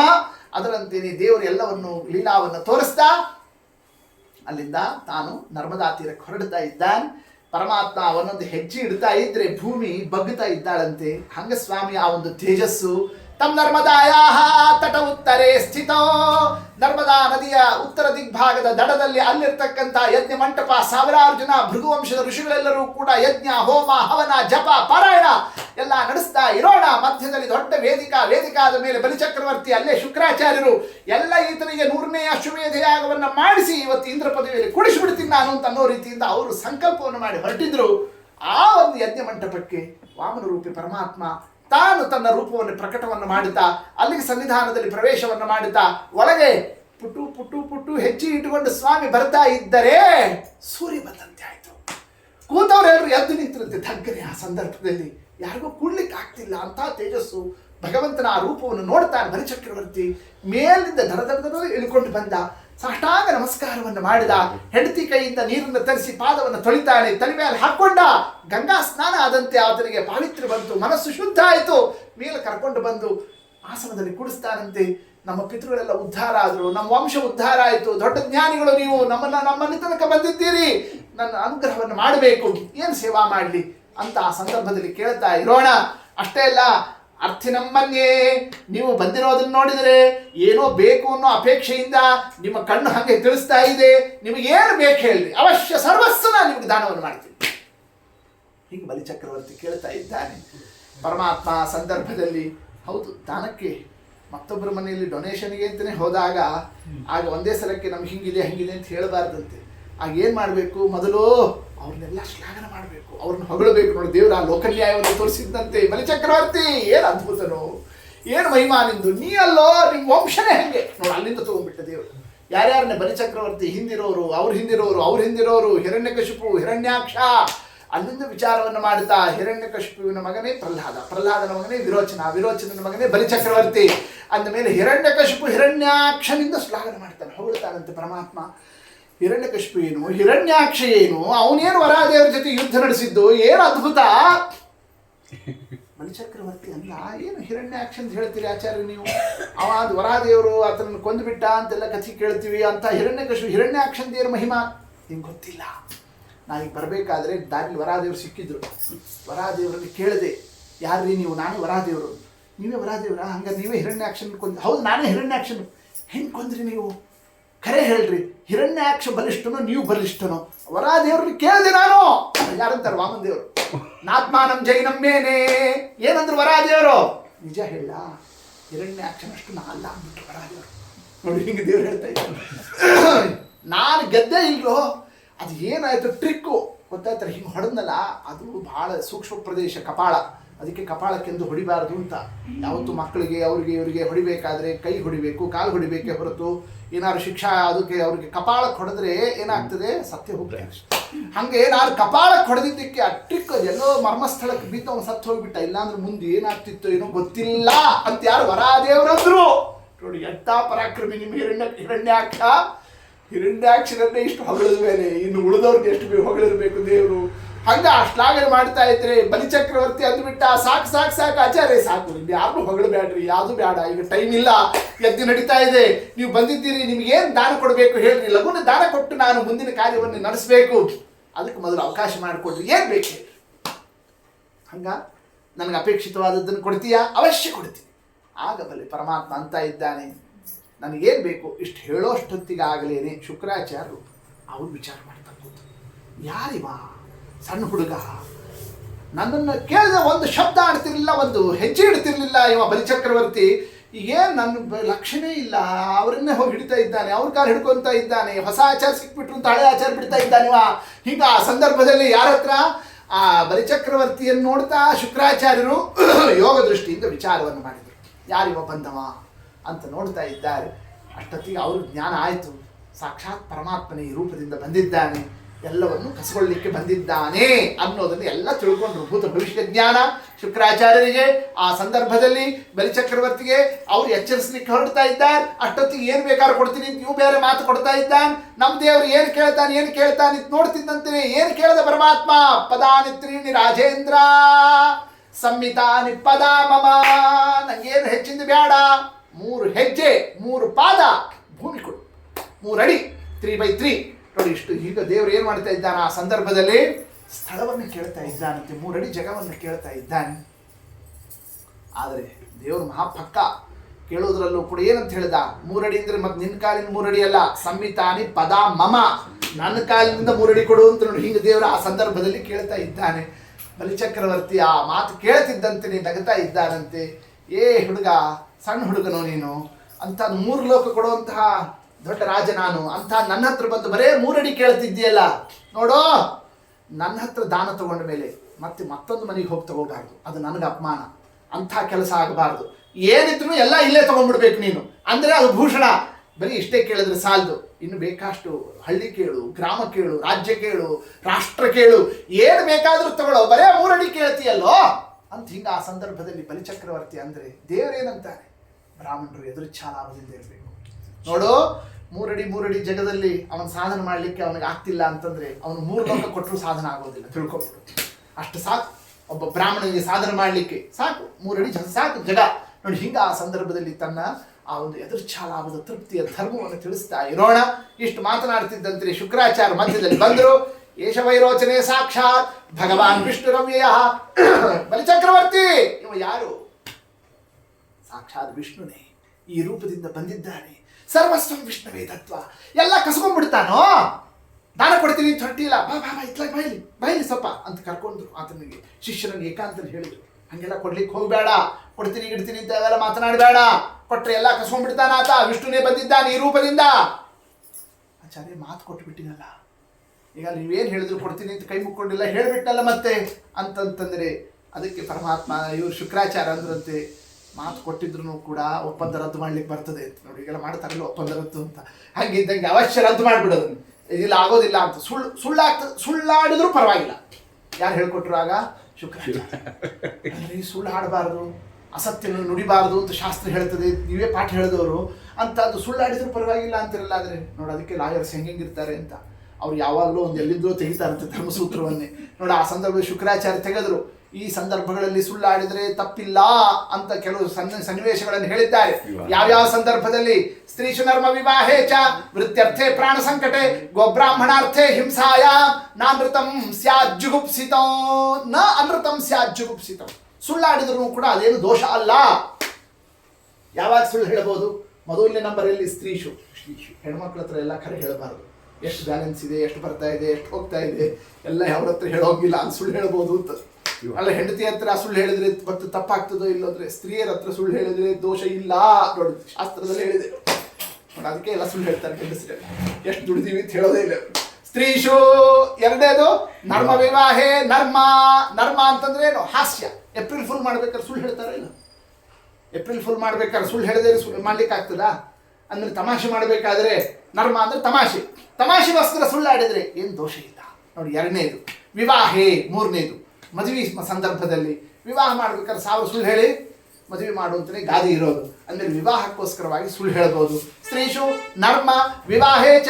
ಇನ್ನು 4ನೇದು ವೃತ್ತ್ಯರ್ಥೇ, ವೃತ್ತಿ ಅಂದ್ರೆ ಕೆಲಸ, ನೌಕರಿ ಸಿಗಬೇಕು ಅಂತಂದ್ರೆ ಎಲ್ಲ ಕರೆ ಸರ್ಟಿಫಿಕೇಟ್ ಕೊಡ್ಲಿಕ್ಕೆ ಆಗ್ತದ? ಸುಳ್ಳು ಸರ್ಟಿಫಿಕೇಟ್ ಕೊಟ್ಟಿರ್ತಾರೆ. ಮತ್ತೆ ಇಷ್ಟು ಟ್ರೈನಿಂಗ್ ಆಗಿದೆ, ಅಷ್ಟು ಟ್ರೈನಿಂಗ್ ಆಗಿದೆ, ಅಲ್ಲ ಆಗಿದೆ, ಇಲ್ಲಾಗಿದೆ ಎಲ್ಲ ಸುಳ್ಳು ಎಲ್ಲ ಸರ್ಟಿಫಿಕೇಟ್ ಕೊಟ್ಟು ನೌಕರಿ ಗಿಟ್ಟಿಸ್ತಾರೆ ಅಲ್ಲ. ವೃತ್ತ್ಯರ್ಥೇ, ನೌಕರಿಗೋಸ್ಕರ ಸುಳ್ಳು ಹೇಳ್ಬೋದು ನೋಡಿ, ಶಾಸ್ತ್ರ ಹೇಳ್ತೀವಿ.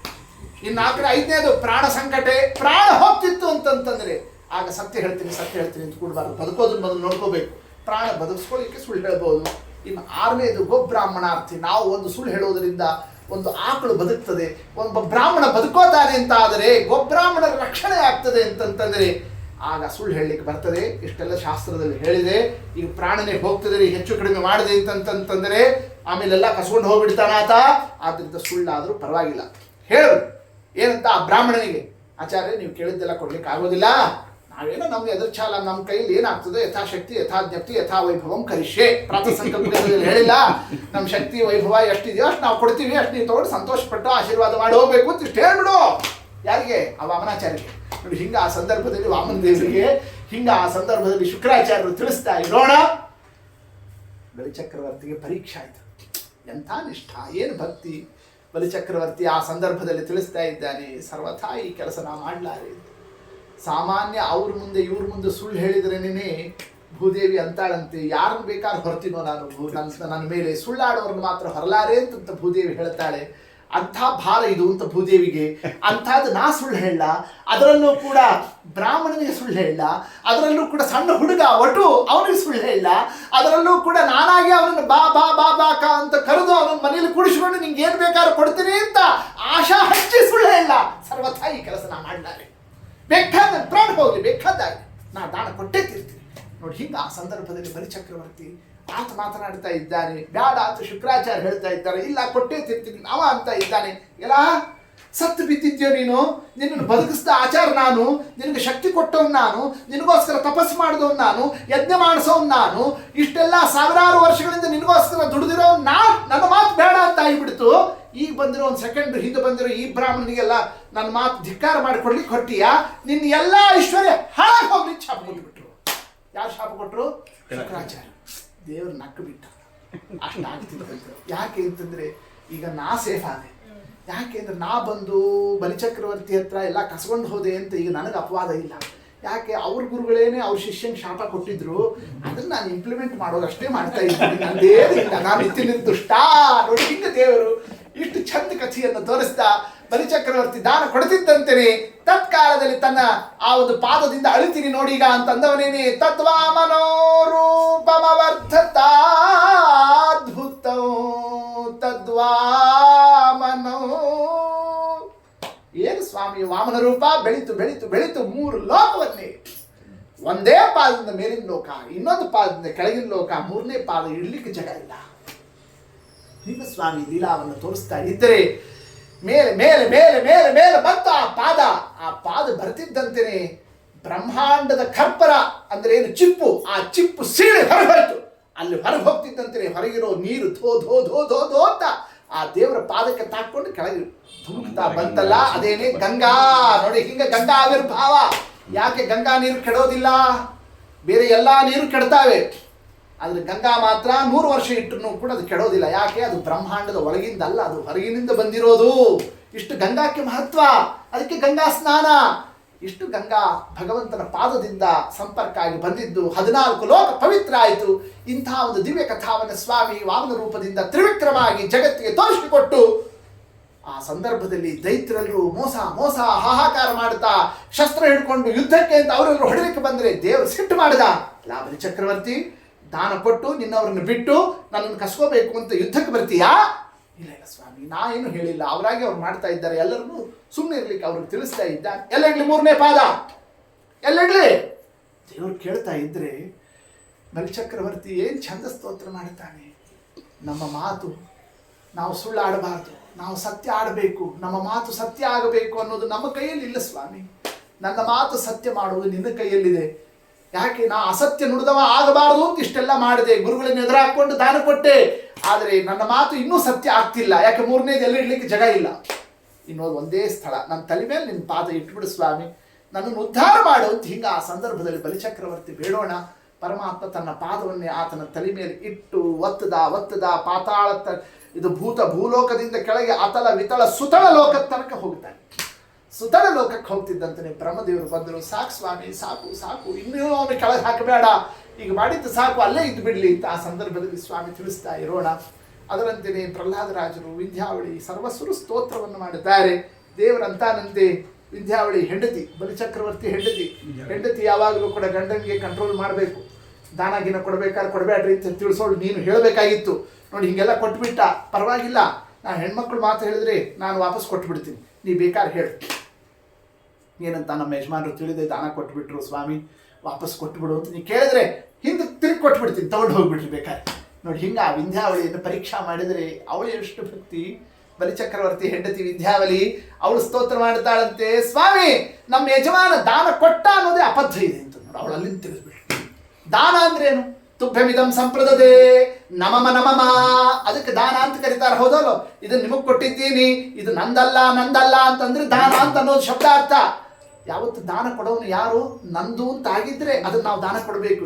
ಇದು ನಮ್ಮ ವಸ್ತು ಎಂದೂ ಆಗೇ ಇಲ್ಲ, ಇದೆಲ್ಲ ನಿಂದೇ ವಸ್ತು, ಇಡೀ ಜಗತ್ತು ನಿಂದು ಸ್ವಾಮಿ, ನಿನ್ನ ವಸ್ತುವನ್ನು ನಾವೇನ್ ದಾನ ಕೊಡ್ತೀವಿ? ದಾನ ಕೊಟ್ಟಿದ್ದು ಇಲ್ಲ, ತಗೊಳ್ಳೋದು ಇಲ್ಲ, ಎಲ್ಲಿಂದ ಈ ಮಾತಾಡ್ತೀಯ? ನೋಡಿ ಅವಳ ಭಕ್ತಿ, ಅವಳ ಸ್ತೋತ್ರ ಏನು? ಹಿಂಗೆ ಅವರೆಲ್ಲರೂ ಸ್ತೋತ್ರ ಮಾಡ್ತಿದ್ದಾಗ ಬ್ರಹ್ಮದೇವರು ಬಂದು, ಸಾಕು ಸ್ವಾಮಿ, ಇನ್ನು ಪರೀಕ್ಷಾ ಮಾಡಬೇಡ ಈ ದಂಪತಿಗಳನ್ನೇ. ಆಗ ಸ್ವಾಮಿ ಅಂತ ನೋಡು, ಬ್ರಹ್ಮಣ್ಣ ಯಸ್ಯ ಅನುಗ್ರಹ ಇಚ್ಛಾಮಿ ತಸ್ಯ ವಿತ್ತಂ ಹರಾಮಿ. ಯಾರಿಗೆ ಅನುಗ್ರಹ ಮಾಡಬೇಕು ಅಂತ ನನ್ನ ದೃಷ್ಟಿ ಇದೆಯೋ ಅವ್ರದೆಲ್ಲ ಐಶ್ವರ್ಯ ತೊಗೊತಿರ್ತೀನಿ. ಬೇರೆಯವ್ರ ಐಶ್ವರ್ಯ ತಗೊಂಡ್ರೆ ಅದು ಕಳ್ಕೊಂಡ್ವಿ ಅಂತ, ದೇವರು ಬಂದು ಐಶ್ವರ್ಯ ತಗೊಂಡ್ರೆ ಅದು ನಾವು ಉದ್ಧಾರ ಆದ್ವಿ ಅಂತ ಅರ್ಥ. ಆದ್ದರಿಂದ ನಾವು ಅವ್ರನ್ನ ಅನುಗ್ರಹ ಮಾಡಲಿಕ್ಕೆ ಇಷ್ಟು ಮಾಡಿದ್ದೀನಿ. ಬಲಿಚಕ್ರವರ್ತಿ ಎಲ್ಲ ಕಸ್ಕೊಂಡ್ಬಿಟ್ಟ ದೇವರು, ನಾ ಎಲ್ಲ ಕಳ್ಕೊಂಡ್ಬಿಟ್ಟೆ ಅಂತ ಅನ್ಕೊಂಬೇಡ ಬಡಪ, ನನ್ನನ್ನೇ ನೀನು ಕೊಟ್ಟು ಬಿಡ್ತೀನಿ. ಹಿಂಗೆ ದೇವರು ಆ ಸಂದರ್ಭದಲ್ಲಿ ಬಲಿಚಕ್ರವರ್ತಿಗೆ ತನ್ನನ್ನೇ ಕೊಟ್ಟ. ಏನು ತನ್ನನ್ನೇ ಕೊಟ್ಟ? ಸುತಳ ಲೋಕದಲ್ಲಿ ಅವನಿದ್ನಾರಲ್ಲ, ನಿನ್ನ ಮನೆ ಮುಂದೆ ಬಾಗಿಲು ಕಾಯ್ತಾ ನಾನು ನಿಂತು ಬಿಡ್ತೀನಿ, ದ್ವಾರಪಾಲಕನಾಗಿ ನಿಲ್ತೀನಿ, ಬಾಗಿಲು ತೆಗೆದ್ರೆ ಮೊದಲು ಕಾಣೋರು ಯಾರು? ದೇವರ ದರ್ಶನ. ಹಿಂಗೆ ಯಾರಿಗೆ ಆ ಭಾಗ್ಯ ಇದೆ, ಹೀಗೆ ಭಗವಂತ ಆತನಿಗೆ ಅಷ್ಟು ತನ್ನ ಅನುಗ್ರಹವನ್ನು ಕೊಟ್ಟು ಮುಂದೆ ನಿನ್ನ ಇಂದ್ರ ಪದವಿಯಲ್ಲಿ ಕೂಡಿಸ್ತೀನಿ. 8ನೇ ಮನ್ವಂತರದಲ್ಲಿ ಇಷ್ಟು ಬಲಿಚಕ್ರವರ್ತಿಗೆ ಸ್ವಾಮಿ ಅನುಗ್ರಹವನ್ನು ಮಾಡಿರತಕ್ಕ ಕಥಾ ಇದು. ಸಪ್ತಮ ಮನ್ವಂತರದ ಕಥಾ, ವಾಮನಾವತಾರದ ಕಥಾ. ಇದರಂತೆಯೇ ಮನ್ವಂತರ ಸಂಧಿಕಾಲದಲ್ಲಿ ಮತ್ಸ್ಯ ರೂಪದಿಂದ ಈ ಮನ್ವಂತರಾಧಿಪತಿ ವಯೋಸ್ವತ ಮನುವಿಗೆ ಉಪದೇಶವನ್ನು ಮಾಡಿರತಕ್ಕ ವಿಚಾರ, ಇವೆಲ್ಲವನ್ನೂ ಕೂಡ ಬಲು ಸುಂದರವಾಗಿ ಶುಕಾಚಾರ್ಯರು ಪರೀಕ್ಷಿತ್ ರಾಜನಿಗೆ ನಿರೂಪಣವನ್ನು ಮಾಡ್ತಾ ಮನ್ವಂತರೇಶಾನು ಕಥಾ ಒಂದೊಂದು ಮನ್ವಂತರದಲ್ಲಿ ಬಂದಿರತಕ್ಕ ಭಗವದ್ ರೂಪಗಳ ವಿಚಾರವನ್ನು ತಿಳಿಸ್ತಾ ಇದ್ದ. ಇನ್ನು ಅದರ ಮೇಲೆ ಈ 7ನೇ ಮನ್ವಂತರದಲ್ಲಿ ಪರಮಾತ್ಮ 3 ರೂಪಗಳನ್ನು ವಿಶೇಷತಃ ತಂದಿದ್ದಾನೆ.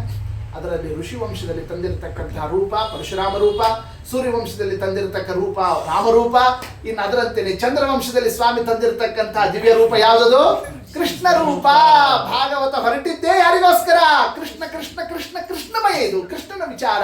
ಅದನ್ನು ವಿಶೇಷ ವಿಸ್ತಾರದಿಂದ ಕೇಳಬೇಕು ಅನ್ನೋ ವಿಚಾರ ಬಂದಾಗ ಆ ಒಂದು ರೂಪಗಳ ಕೃಷ್ಣಾವತಾರದ ದಿವ್ಯ ಲೀಲಾವನ್ನೇ ಶುಕಾಚಾರ್ಯರು ಪ್ರತಿಪಾದನವನ್ನು ಮಾಡಿರತಕ್ಕಂತಹ ಅಂಶ ಇದೆ. ಅದನ್ನು ನಾಳೆ ವಿಸ್ತಾರವನ್ನು ಮಾಡುತ್ತೇವೆ. ಅದ್ಯ ಯಥಾಮತಿ ಕಥಾಭಿಪ್ರಾಯ ಶ್ರೀಕೃಷ್ಣ ಅರ್ಪಣಮಸ್ತು. ಹರಯೇ ನಮಃ.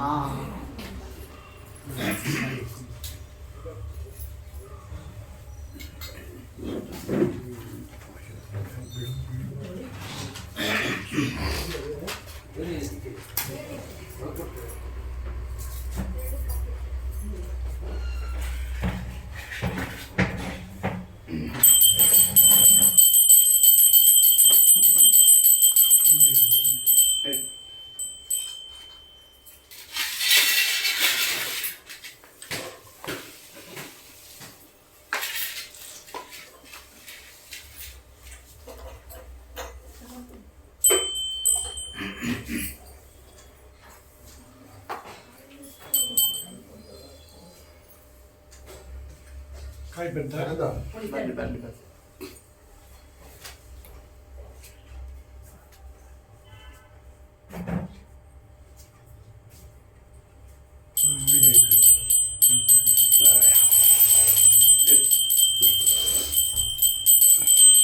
ಸಿದ್ಧಾನಂದವರು ಸಂಗೀತ ಬಲೋದಾರಿ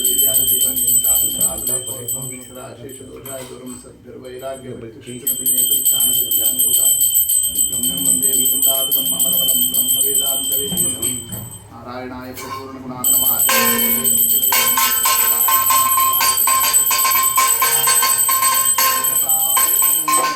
नमस्ते नमो नमस्ते इंदिरारमण गोविंदा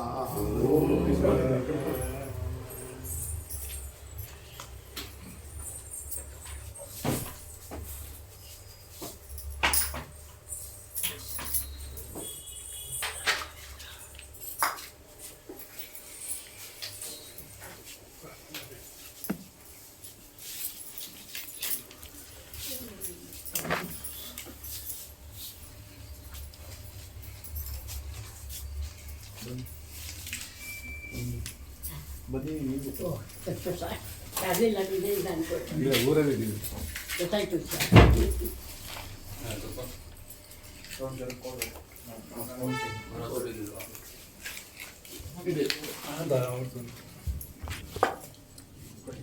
ಮನಿ ಫೋನ್